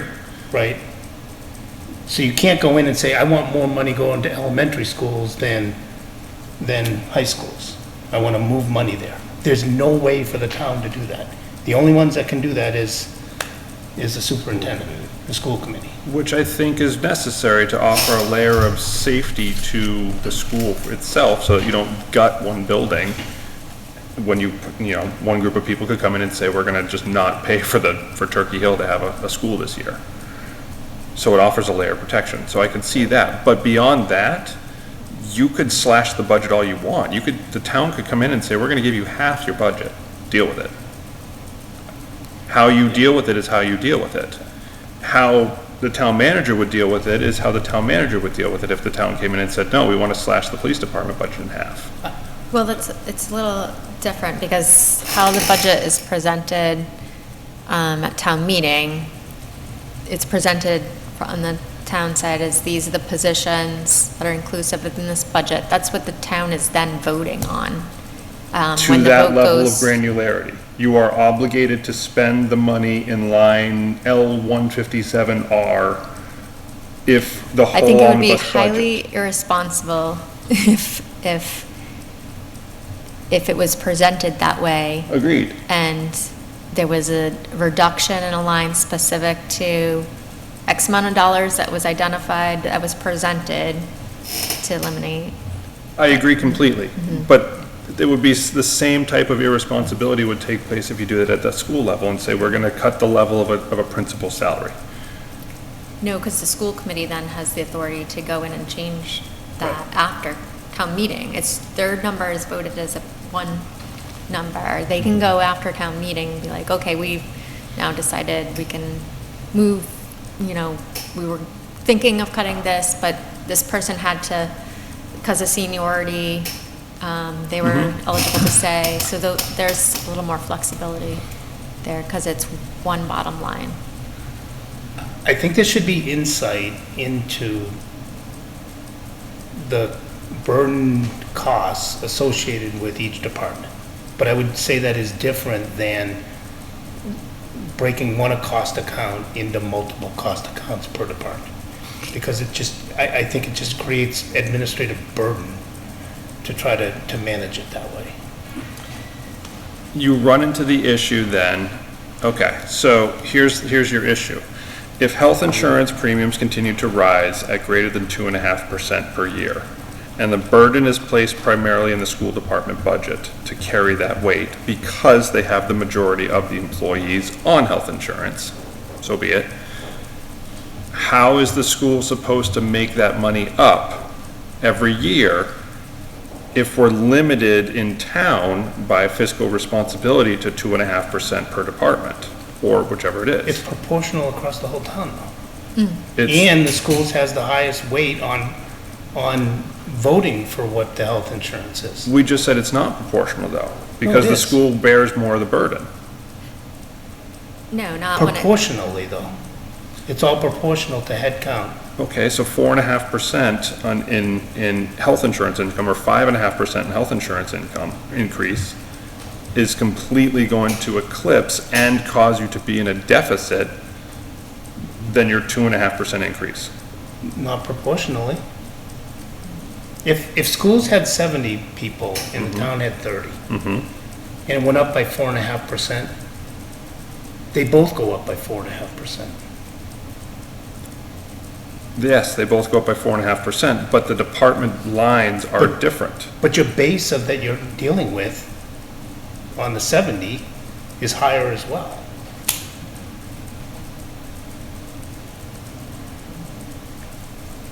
I don't think that works out correctly. Yeah.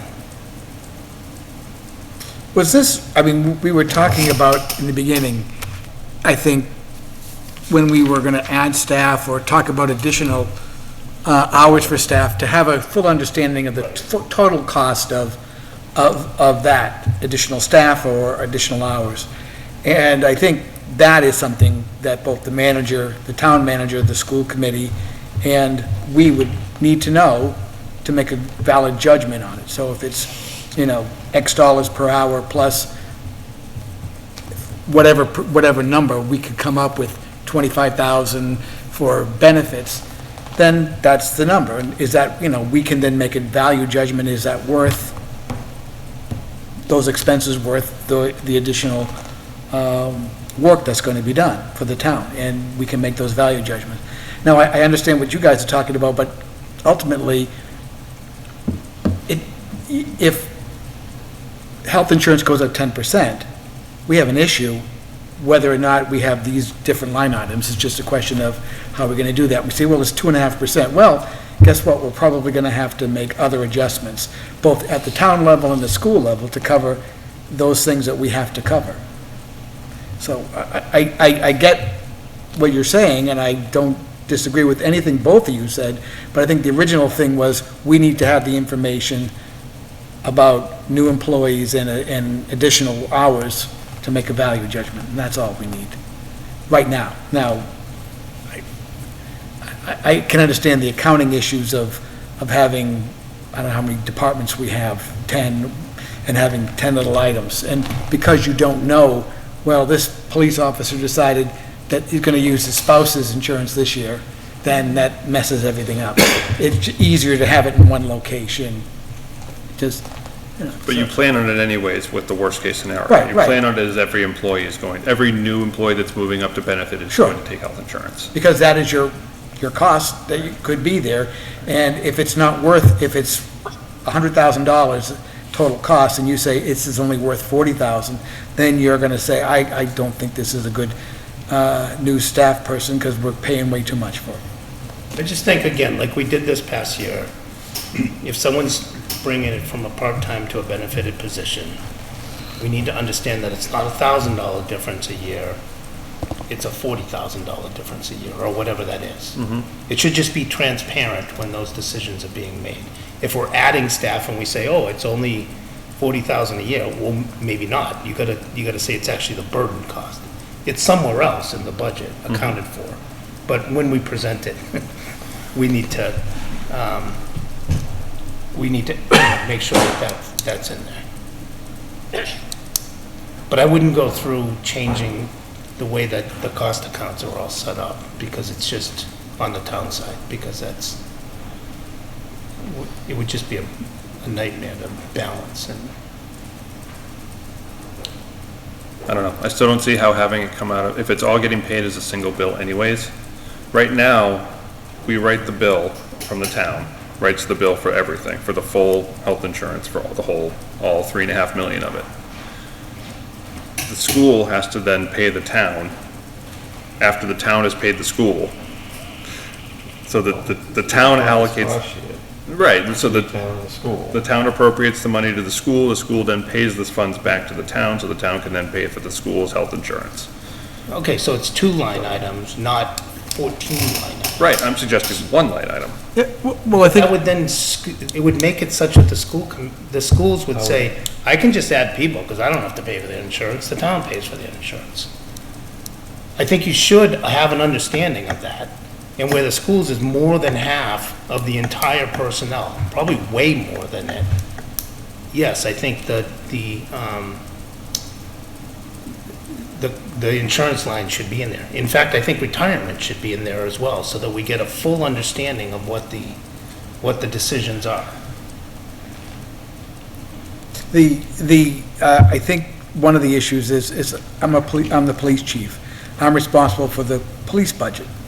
Well, if we divided the health insurance for the town, and, half the police were using our health insurance, so we gave them X dollars. But this year, a couple more officers decided to use ours, then he'd be under budget, and there's nothing he can do about that. And there's nothing, it's not within his control, and we're gonna have to pay for it, because that's the agreement we have.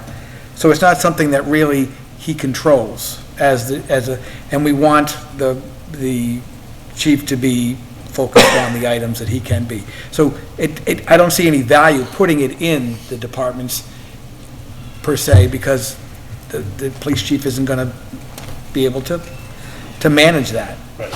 And if he's over budget for that, then then he said, well, then he's over budget, but he can't do anything about it. So, Go ahead, sorry. but that, to me, so I don't know if it's this discussion's gonna have a good outcome, but I think ultimately, the point is, I think if we did it by department, it would just create a lot of confusion and problems. And I think, as Mr. Menard said, additional work for the accounting staff, which probably wouldn't be fun. I don't agree with the statement that if the health insurance is out of the school department budget, that they would just be able to start hiring people all over the place, because they still have their budget. They're still working within their monetary frame. If you just take it out of their line, they still only have their chunk of money. You don't give them that extra $2.5 million and say, go ahead and do whatever you want with But then the that. town side has to pay for the insurance. The town side already is paying for the insurance. No, they're not. It's the school. It's cost shared. The schools is paying for it. Because it's in their budget. I mean, yeah, someone else is writing a check, got it. Right. But it's not cost sharing because it's only coming out of that one department. They're the only department that actually cost shares the health insurance. But you're thinking, but the school department versus the council on aging are not even equivalent kind of comparisons, True. right? Yeah. And that's why, the problem is, I mean, the state laws have it that the school is managed by the school committee, and then the town is managed by the select board and the town manager. So the costs associated with those two governance structures should be accounted for in there. Now, within the town, they should be able to say, hey, for efficiencies, I just want to have off to the side here one account for shared expenses. But when we're reviewing budgets, it shouldn't be able to be hidden that there is a cost associated with the upper because it's paid for out of a different account. But what we're doing is we're falsely inflating the size of the school department budget. No, we're not. Because we're only putting the health insurance in their line. The other departments, while smaller and taking up about a third, a little bit less than a third of the health insurance responsibility, is not in their lines. They're not showing that they have that burden in their specific department. There is showing on a separate line on the town side entirely. I think you could come up with a way of showing that graphic if you wanted to, but it's just an interesting thing. Yeah, it's just a proportional thing. You could take the wedge of the pie that is insurance and say, all right, I'm not going to show it as insurance in the town. I'm going to show it in the other budgets, just to show what those budgets really cost. But it wouldn't make sense to set up a cost accounting structure to do that.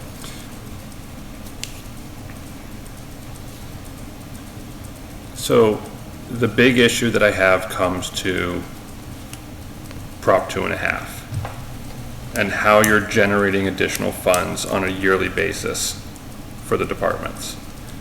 And if you're limiting the schools to 2.5, because you should, everybody should be 2.5 across the board. And they are. Right. But then you're also telling them they have to spend the lion's share of the health insurance. So how are you supposed to grow anything in the school and keep them moving forward the same way that the other departments are able to, because their health insurance lines aren't coming out of their department? But it is coming out of, they can't get the 2.5 because they have to subtract from the 2.5 to what they can give to the budgets. They don't have it subtracted. But it's just an accounting thing, is all I'm saying. But if you take a department, any department whatsoever outside of the schools, and you say you can have a 2.5% increase, But I however, wouldn't- you don't have the overhead of the insurance to pull out of that. I don't equate council on aging with schools. I equate the town with the schools. And I would equate the primary school with the council on aging. I would account their facilities with our facilities. And then you're at a more like thing. Just because we call them the school department, it's really not. It's the district, right? You gotta think of it as the district. The district and the municipal portion of Lunenburg. then the departments. In fire, high school, right? Police, middle school. Administrative staff, is maybe proportional to council on aging. Well, I think the other thing is that if we said, okay, 2.5% increase on budgets for everybody, school department, you got 2.5, including insurance, well, and if it was, let's say, up 10%, then the town manager should then look at the other departments and say, okay, well, obviously, it's not going to be 2.5 because we're eating up a big chunk of that 2.5% by the insurance cost, so it's going to be whatever that number is. Do a number crunching job and say it's 1.75 or whatever the number is. And that would be the number that they would get. Right. So they could do that. So I get what you're saying, and it shouldn't be 2.5 for everybody if one includes insurance, the other one doesn't. But that's just a question of how you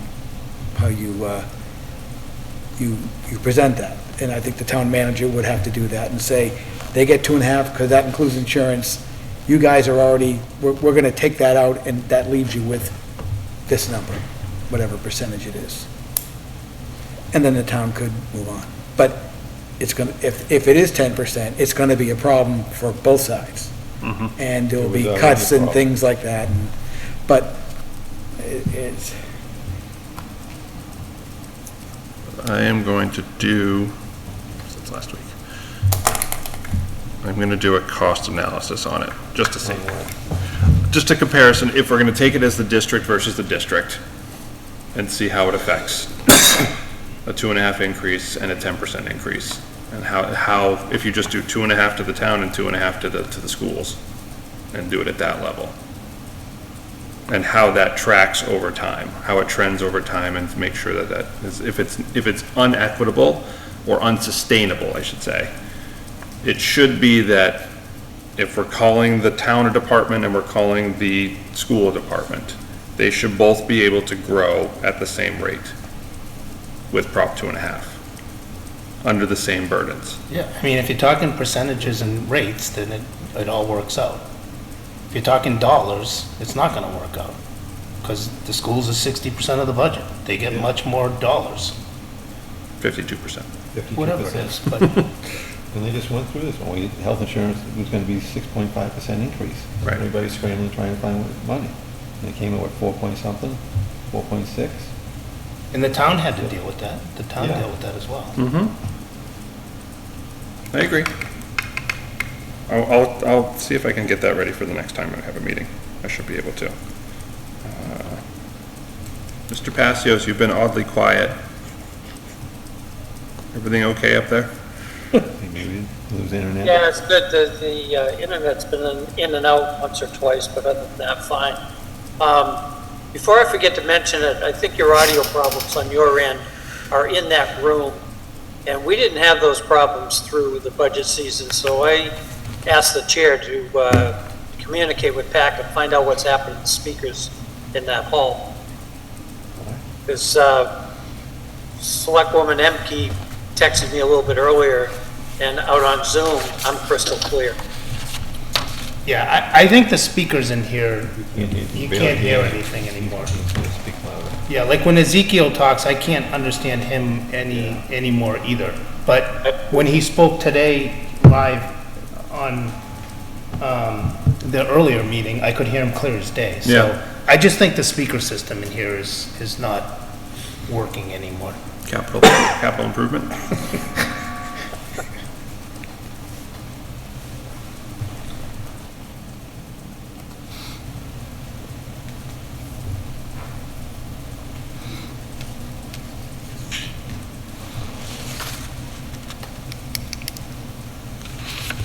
To address the quietness, I think I burnt out on this subject during the budget season, so I'll let you guys go at it.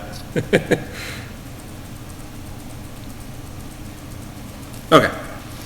To me, it just seems like some trick to get more money funneling into the schools No. and against, so I don't No, understand it. no, it's more, I want to make sure that if we're pulling in a 2.5% increase to the levy each year, that two and a, and we're taking it at a 30,000 foot view, that the school gets 2.5%, a 2.5% increase, or one in, whatever you want to call it, 1.25%, and the town gets 1.25% overall, whatever works for the math, that it is an equitable increase so that they're both being kind of lifted up at the same rate. Or reduced by the same rate. Right. They're not the same department. Yeah. How is a School's not department? the same as the town. I think you should run through the math, school's like you getting said. 52% of the budget, it's not 50/50. Well, the school's getting 52% of the budget. If you take health insurance out, it's 49% and 51% the other way. So it's close to 50/50. So you want to take out the health insurance and then divide up who gets what? No, I'm curious as to whether or not we are giving money equally to the departments, so that every department is kind of being given an increase that they should be given each year. Otherwise, we end up with They're probably not. override issues. Well, I'll be, Every department operates differently and has different costs. That's true. I will tell you that in the business world, not every department gets the same increase, because it Yeah. depends on what's going on. If crime rate is going way up and we need more police force, then maybe they get a higher percentage, because we need that. Vice versa, if there's a lot more kids going to our schools, then they probably need more as a percentage. So, and if, and we have to make the value judgments, or the town manager, the departmental heads, and the select board, and the actual town, we would make recommendations based on our value judgments, but it's not, I don't think it's always, well, the school's getting net 2.5%, then the police department should get net 2.5%. Maybe not. But the town manager might think they should get less or more. Well, yeah, and even within the schools, they don't say, hey, the high school gets 2.5%, and the elementary school gets 2.5%, and the middle school gets it, and, But if we take it at the town level, does the town get 2.5%? well, if you just said that we apply town and school 2.5%. Right, I'm going off of your comparison of the school department is a district, if we take it at the district level, and the town as the town side as well. Yeah, we know that They both the- get 2.5%, Okay, so to then let's, distribute to their departments individually. As they see As fit. they see fit. right. So, yeah, the town doesn't say everyone gets 2.5% across that. They look at the needs of the year. Right, but should the town as a whole get 2.5%? Probably. And then it can distribute to I mean, its unless high there's some school or huge its. need on the school side, or some huge need on the town side that says, this year, we have to put something here. If we had some major disaster in town, we may need to say, no, we can't give anything to the schools, because we can't drive down the road this year because there's sinkholes or something, right? You gotta be able to have some flexibility, but, Yeah, probably going in on a normal year, yeah, the budget gets somewhat percentage-wise evenly split between schools and town. I mean, that's why you have town managers and superintendents of schools and the financial people in those areas, and that's why you have us and the select board and the people voting, is to make those decisions. I mean, I don't think it's as simple as saying everybody gets the fair share. It's not like, well, they're all our children, they all should get the same, because, you pick your favorite child. I actually do have a favorite child. My mother told me she does too, and so. No, I'm throwing the 2.5% out there, knowing full well that you can't give 2.5% to, it doesn't work and it's unnecessary. But just in a very simplistic study, if you look at it from just a simple 2.5% across the board for the town and 2.5% at the schools, I'm curious as to how that lays out for forecasting versus overhead of insurance. Or overhead of insurance, drought, I guess. Remember, for many years, insurance was zero or very low. They were The the schools- negative. The schools reap the benefit of that as well. Yeah, Well, everybody did. everybody did. The town did too. Yeah. Everybody did. Yeah, it was a huge savings to the town. Yeah, we had lots of free cash. And we put some of that money aside for a rainy day, which we actually used this year. Yeah, Right. the Health Insurance Stabilization Fund. Right. Yeah. I want to see if there is a reason, a way to prepare ourselves or to protect ourselves from a similar situation that we found ourselves in this fiscal year, or this budget season. It's gonna be Too many hard variables. it's gonna be hard to project out, because you don't know. Because Yeah, what but you, it's the what you future. do after year one, you go, well, okay, so it's 3% or 3.5%. So let's assume it's gonna be that. Well, it's not gonna be that. It's gonna be 0 and then 8 and then 2 and then 16, who knows? And that's why everyone gets paid, like the town manager, to deal with all those things. The projections are gonna probably be, and you're not, at least historical of, we used to do where I worked 3-year budgets. The first year and the second year were good, the third year, because nobody knew, what was gonna be the world in 3 years, and we didn't know if we're gonna need more of these people or less, but we just assumed the world continued the way it did, and it never does. So I think it's good to do, because you need to say, well, that person we're hiring today, how is that gonna look 5 years from now? And those people, that's a good thing to do. But then over the long run, things do work out. Like, if you look at inflation over the last, 20 years, it's 2.5%. I mean, I did the math. We looked at what's the CAGR over that 20-year period. Now, some years was 7, and some years was 0, and another 0, and everything Really else. weird. Yeah. But over, that whole period, you saw it. I hated every second of having to look at that. But the other part is. But it was right, yeah. If you look at the world, though, in Lunenburg, I was having this discussion with a woman who graduated in 1980 in Lunenburg, and I said, how big was your class? A couple hundred people, 200 people, and the classes now are 100. Now you look at the size of the town, it's not the number of people, and the size of the kids graduating our school, it's about half. Well, guess what? There's a lot of reasons for that, and guess what? You can't compare what it costs to, even with inflation, the cost of what it did to graduate somebody in 1990 to 2024, because of all the things that have been added, all those kids who have been brought into the schools that we're paying $100,000 a year to educate them, because we have to, and it's the right thing to do.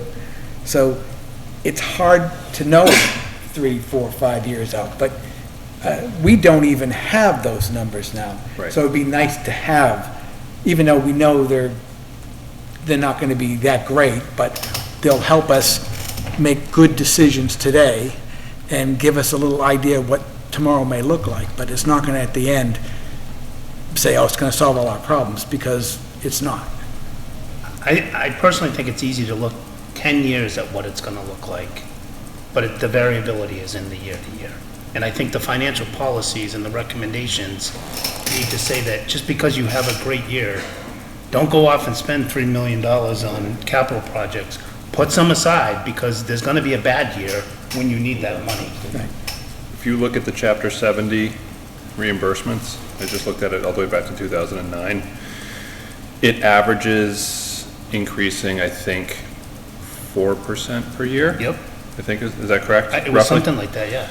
But if you look at it, it's 1 year of 10%. Yep. And then a whole bunch of years of negative or 1 or 2%, and then a 12%. Yep. It's a sawtooth. Yeah. Every 5 years, it seems to just cha-chunk, and corrects itself. And I had a hard time correlating that to the factors. I couldn't find anything that matched up in the world that would make sense either. Yeah. It'll be interesting to see what happens with our representative in that meeting on the 19th, because obviously, this is not a Lunenburg issue. The things that, in the letter and on that agenda, were obviously things that most towns, if not all towns in cities and towns in Massachusetts are facing.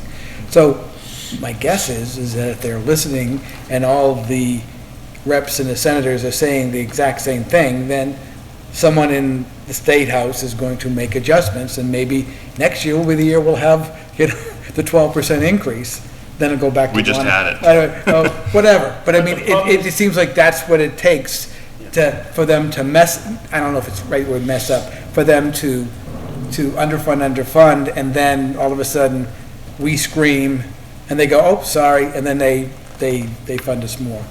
I think that's just the way it's probably gonna work. I think the letter that you're sending and the agenda align very well, and I think it's obvious that she's been listening not only to us, but to all the other towns that she deals with, and it's probably not just her. So, interestingly, we just happened to have the Hingham budget report up, because we were talking about it at the Budget Task Force, and they have their state aid for schools, Chapter 70. And from 2014 to 2022, they sat right around, they did not have those chunk years at all. It was 2.5%, 1.5%, 4.5%, consistently, every year. So that's another question for why? Why are they consistent? What's different? There's Because the formula probably works for like 60% of the towns, and then 20% probably get favorability out of it, and 20% get unfavorability. Yeah. I think more data the better. I just want all the data. Yeah, no, I All right, disagree. this horse is dead. Budget review process and suggestions for improvement. Do we have any suggestions for improving tonight? No. Skip it. Get Dave to come in here. The budget review Live. process and suggestions for improvement. The town manager did send us a calendar for next year Yeah. Yeah, I haven't with looked at it. 2 dates that can be potentially changed in September and October. But everything else still lines up the same. Yeah, honestly, we've got to get to a point where like we can hold a town meeting in March like the rest of the towns around us. I don't think that's gonna happen. It's not going to happen if we don't change the way we do things, but we've got to take a month out of that schedule. Yep. You have enough data, huh? How are you gonna do that? How do the other towns around us do it? They're facing the same Maybe exact that's wrong. issues. This might be a question for the new town manager. I Can you think put it that would on the not be a request, good. on the requirement for the Yeah. job application? We'll hold town meeting in March. They'll hire you if you knock out 2 months out of the budget process. I think that, I mean, obviously, it's something that that person's going to be vitally involved with, along with the school committee. So if they come in and say, yes, I can have a plan to do that, then we'd be foolish not to listen to it. Again, I do go to efficiency of using actually, financial tools versus hundreds of spreadsheets would. I found, I did a quick Google search, there's lots of software out there I'm for sure there municipal. are. I don't know how you couldn't take a month out of the schedule. I mean, there's just so much, and a lot of the late decisions are not moving anything other than a little bit. Nope. I also wonder if we could be more efficient with ours. We have 6 budget review meetings that we do. I'm wondering if we could shorten the presentations and increase the presenters and cut that down. Because we're scheduled again to have our last budget review meeting on the 20th of March. So one thing we talked a little bit at capital planning about was standardization of presentations. Mm-hmm. Everyone comes Template. in, they have different templates, different font, they present different things, like get to the facts, get it in a very common format, same table, so we're not trying to figure things out. I think that could help in the process. I mean, do we as a finance committee want to have pictures of Hank? It's always good to see pictures of. I know, where But I do mean- you cut the fat? I'm saying it's just like DPW presents the same exact table as fire, as when they're presenting the same type of information. Well, they would when they're all in the same software. Right, that's the thing, I think. The I reports are all didn't the hear- same. I didn't listen to everything in the budget meeting you had before this meeting, I listened to about 2/3 of it, but that's one agenda item, is it could be to get the budget software, because they have, it would be easy to download and so on and so forth. I have no problem with each of the departments coming in here and selling themselves, because they're not just selling them to us, they're selling themselves to the town. Because we're on television, we get in the town, some people watch them, and I think it is vital to the education of the town that they hear what the police and fire and so on and so forth, not just us. So I think that's okay, but as far as the numbers, they should all, it should all be the same, so we can easily look at it, and it'll make their life easier too. Honestly, the Monty Tech thing should be, this is what you're stuck with, one slide. I mean, if that's the case, that's what the school one should be. In a sense, right? Not to go back to that one again. Because we can say, no, We I can don't think you influence- should get Okay. 2.5%. We think we should only get 2, or we think you should get 3. I think there is Okay. recommendations we can make on that one. But Monty Tech, it's like, this is what you get. Yeah, I don't even know if we need a presentation for Monty Tech. You could probably do the presentation very early, and then just tell us what we're stuck with. Yeah. Give us the bill. Well, when do they vote on their, Theirs is a little bit later, yeah, that's why we but get. still, we could just have it as here's a single slide, this is the number. There's See you literally tomorrow. nothing any of us can do about it.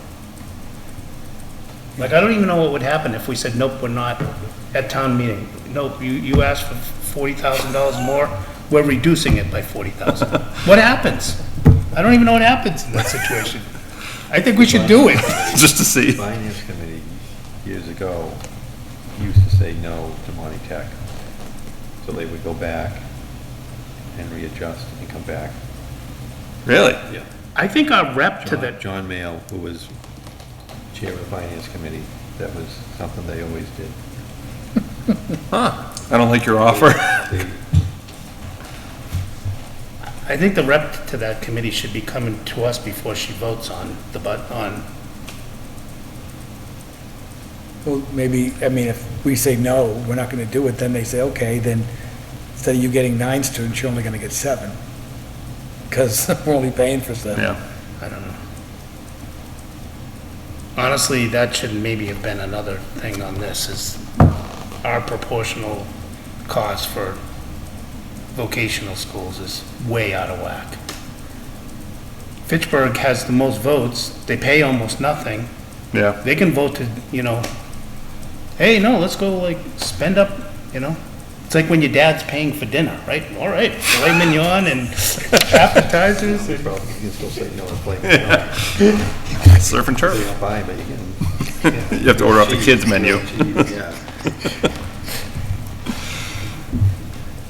Yeah, I would like to work on this schedule at some point and see why are we beholden to this schedule? Yeah.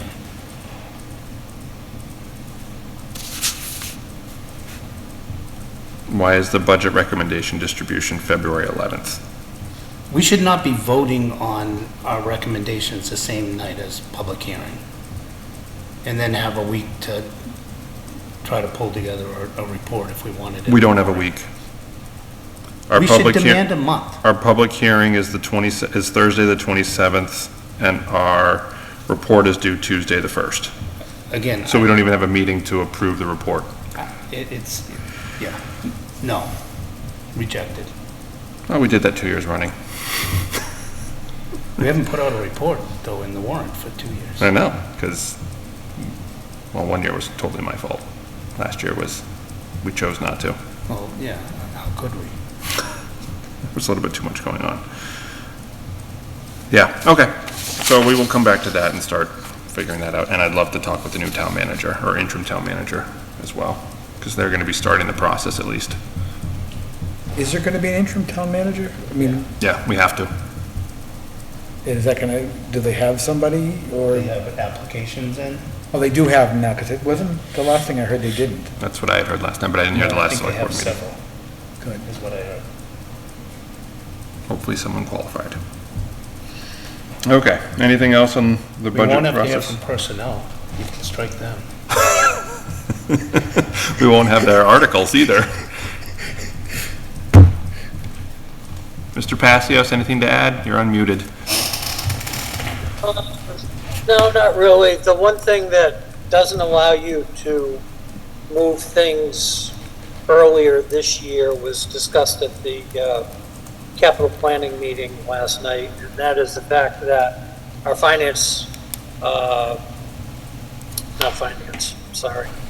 getting tired here.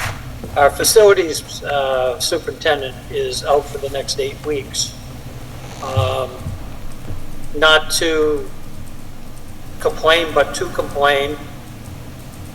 The town has known since April, right after May town meeting at the latest, that this gentleman was going to be out for these 8 weeks, and nothing was done to prepare at least a basic budget for capital projects. That I see as a ball dropped. But I totally agree with you guys. This whole schedule needs to be moved up. There needs to be room for deliberations and thorough review, and even capital planning. I've mentioned this a number of years. Back in the early years, of course, it was all retirees that were on that committee, but they went out and they visited the locations of the projects. I mean, they must have, I don't remember what the time frame was, but they had at least 3 times as much time to deal with the capital plan as the capital planning committee has now. We need to get back to that thorough analysis and get it done earlier, as you've been talking about, and start pushing our town meetings to, sometime in March. That's all I want to say about that. Yeah, I don't think there's any reason why the FY26 department budgets should be due on January 2nd. I don't see there's any reason why it can't be done earlier. I agree. January 2nd is only halfway through the budget season. Right. Right, but if the departments already have their historical data, they know where they've already slipped by. So they're already 2 quarters, they're a quarter in, they're 2 quarters in, they can know how they're going, what they're trending for. Are they spending out their lines? Are they over committed to their lines? Are they under committed? And how have they looked for the last few years? And you can at least predict to a certain extent. Yeah. And the real thing is, what do they want to do next year? They should have those plans kind of thought through by then. The thing is, we also have been fiscally responsible enough to put money into accounts so that, okay, if we don't quite get it right in March, then we readjust and go through town meeting with a budget that doesn't carry us through the year. Then we've got money set aside, reserve account, stabilization account. We almost never tap those things. They just roll over every year. So we've got the protections in place to have a budget that isn't based on all the variables being identified.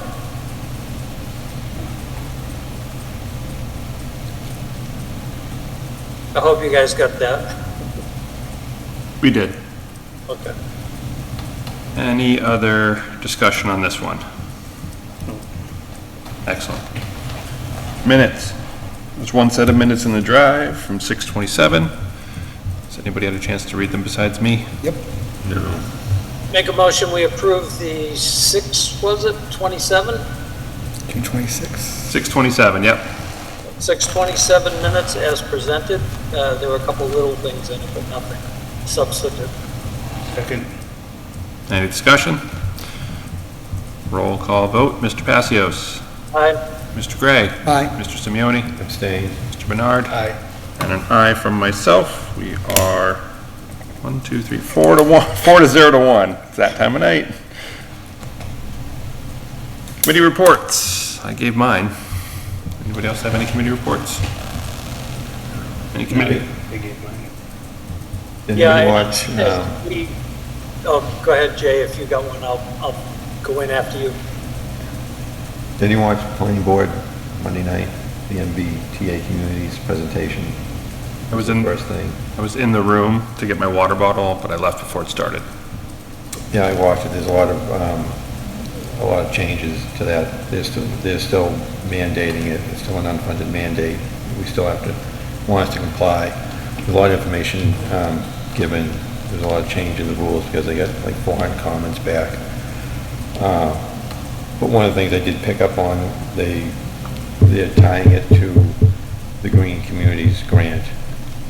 And they're actually putting a checkbox on the application asking if we're compliant with the MBTA Communities Act. And if we're not, then we'll lose Green Communities grant funding. Really? Oh, well. Vote them out. There are other financial, financial,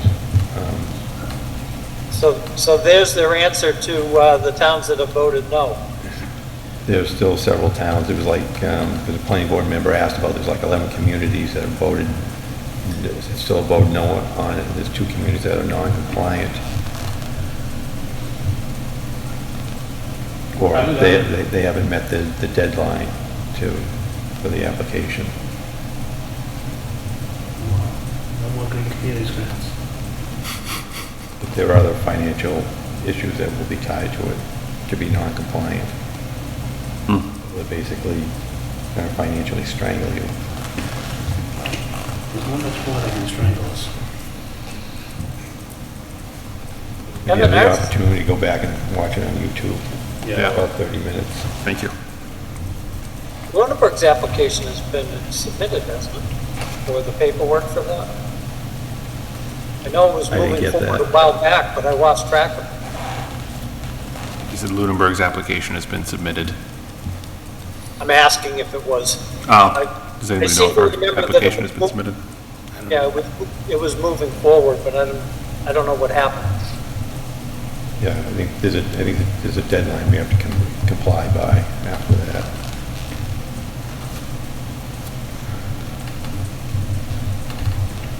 Any other committee reports? As we figured out at the last meeting, the Green Communities meeting for the 1st did not get posted, so we are meeting on Monday, the 15th. Other than that, that's all I got right now. All right. Topics for future meetings. I emailed you the other day in regards to the financials on the reserve accounts and all the trust funds and so on and so forth. And, we've had a little bit of back and forth. I hope we can pressure enough to get, as you said, an unverified copy before the next meeting. Yeah, I agree. We will be getting the Q3 report from Ezekiel for next meeting at least. So we can finally see those numbers to see how we've Yeah, been we should tracking. get the quarterly Yep. actuals, so we know where we're at. And Mylene said she is still working on finalizing the FY24 numbers, and that we will get, it's apparently, I did hear, it sounds like it's done, but we don't get a copy of it until it's been submitted to the state at the end of the month. Why? I asked that very question, haven't been responded to yet. Kevin, Where and is that report's only done once a year? It's submitted to the state once a year. Submitted to us, I think, should be whenever we ask for it. Or at least quarterly? Just our accounts, what our accounts are standing at. Any of our reserve Okay. accounts, any of our open accounts that we have with funds. Right, all that is click, print. Yep. So, yeah, I'll ask again, why? Even if they just put it as it's a draft. Draft version. A draft version, so that, because it Date on goes to it. the state, they might say, oh, you gotta do this. Okay, fine, but at least we can get that. So, Just so the rest of the committee knows why I'm pushing so hard on this. with some communications with a couple other boards and the library, it took them 2 years or 2.5 years to make their changes. Now, some of it had to be approved through Boston. I think that was because of trust funds. I didn't get all the detail. But it's not a overnight process. And if we're invested at 1.5% or 1%, and we should be getting 5%, we're losing a lot of money on a monthly basis. So we can't just sit back and say, oh, well, no, this is how it is. Well, the library proved that, no, this is not how it is. I think we're all in agreement on that one. So, I will ask again, and hopefully we can get something for the meeting on the 25th, which will be 6 days before the close of the month, so we'll see if we can get it then. I'm not sure. But as soon as we do get it, it will be on the agenda, and I will put a Q3 report from the finance director on the agenda for next time as well. Any other topics for future meetings?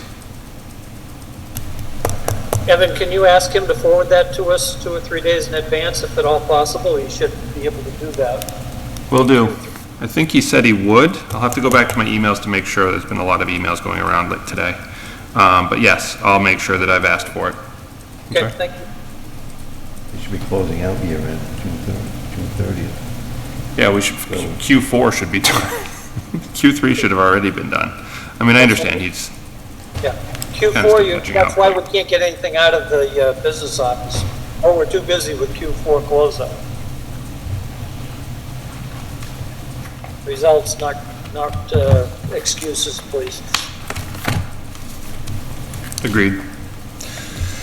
Important dates, the 19th is the meeting with Rep. Scarsdale and everybody else, and not at Groton Town Hall, at the Groton Senior Center.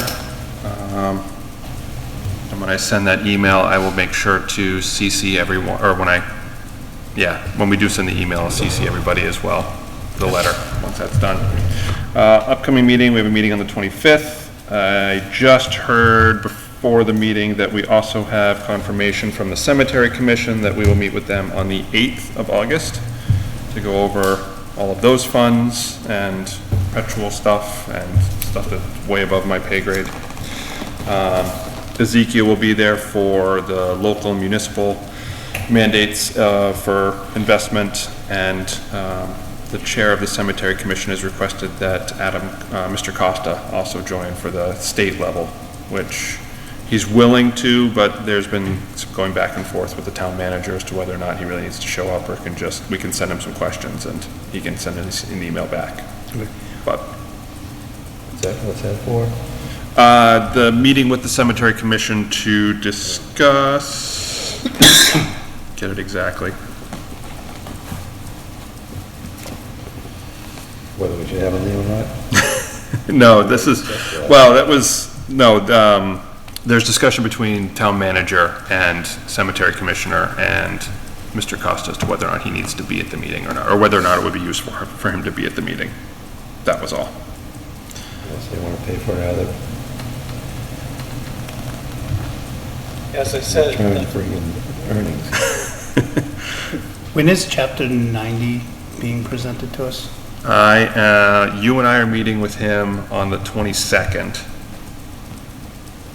Remember? Sort of. That's an invitation. He wanted to meet with you and I ahead of time, and then he was gonna meet with us shortly thereafter.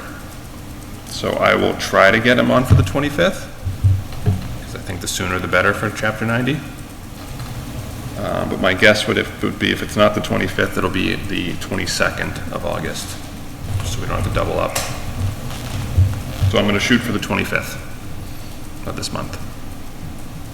Evan, is that the presentation he gave to the select board months ago? Is the presentation you gave to the select board what? Months ago, Um, and/or months ago. is that what he's going to give to us? Is that what you're asking? Right. No, we wanted him to come in so we could talk to him and find out if he has a plan for all the Chapter 90 money. And if we need $50,000 a year for pavement management and any other questions that Mr. Menard can come up with. Okay, well, that's fine, but he did a presentation for all of that $1 million already to the select board. Okay. Yeah, we'll see it too then. When are you doing that? What's that? When are you doing that? Here, on the 25th, hopefully, of July, with us. But he wanted to talk to Chris and myself beforehand. Oh, that's what I missed. I don't know why exactly, but he said he wanted to, so I said sure.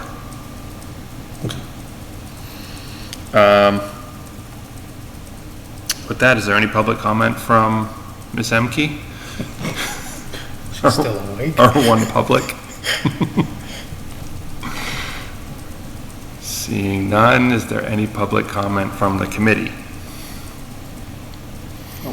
I have just one that I forgot to do early on. I apologize. Here we go. Nobody listening. What's that? Nobody listening. Exactly. Nobody's going to hear it, so it's perfect. Let me share my screen again real quick.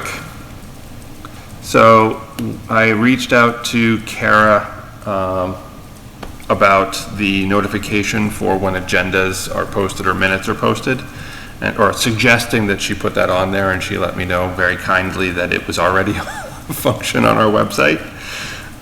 So if you go to the agenda center for any of the committees that you want to, there's a little button up here that says notify me, and you can choose what you want to be notified on, and you get all the different boards, all the different committees, what you want to be, if you want email, if you want text message, and it will blow your phone up or blow up your email as much as you want. So if anybody wants to get all of the indications of when the Charter Review Committee's meeting, they can sign up for that, or the Cable Advisory Committee's meeting. You will get updates as soon as an agenda is posted to the website or the minutes have been posted to the website. That's all. Should have said that at the beginning. Can you sign your friends up so that they... Oh, that's a good idea. You must, you gotta log in to subscribe. Oh, okay. You gotta know their password. All right. Anybody want to make a motion? Motion to adjourn? Second. Made and seconded. I'm not even gonna ask. Mr. Passios? No, Do you wanna reconsider? said you weren't gonna ask. Yes. Mr. Gray? Yes. Mr. Simeoni? Aye. Mr. Menard, and an aye from myself. It is 9:39 and we are adjourned. Thank you very much and good This night. would be a long. Really? Well, you and I had to argue about. Well, we didn't have to. Well, no, you didn't come to my reason, so therefore we had to argue. I refused to come to your reason, and